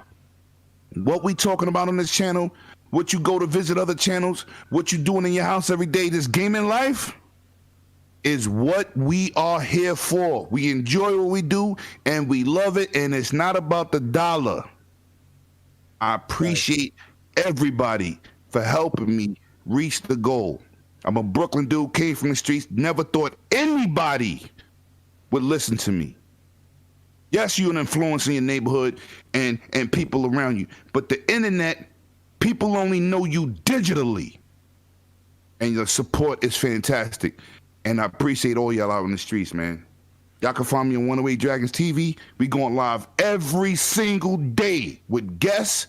E3 is what I live and breathe for. I see you tomorrow 3 p.m. Ubisoft, Dragons Den, 7 p.m. Eastern Standard Time. Appreciate y'all. Facts. So I see that somebody just stopped in right fast. Did you just come back from the roller derby? The who? Oh no, me. She's coming in the middle of my speech. So I'm about to get cut. Anyway, we better get the hell out of here. Oh man. Yeah, you missed a good show. We was having me and Still Rain had, you know what I'm saying, had a little back and forth of delicious slander. It was good. It was good. It was great. It was great. It was healthy. It was fantastic. But anyway, all right, guys, let's get the hell out of here. We are almost there. It is almost time. You know what I'm saying? Go ahead and get your ass vaccinated so we can get back to doing, you know what I'm saying, get back to everybody doing the pants off dance off. K Mega you know what I'm saying, done. so we can do it. But we out of here. We out. For real. Peace. Peace.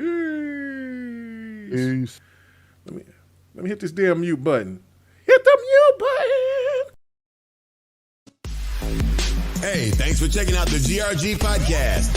All your gaming news and our special topic of the week. Make sure to join us every Friday night, 8:30 p.m. Eastern, 9:30 p.m. Central, 6:30 p.m. Pacific. This was the GRG podcast.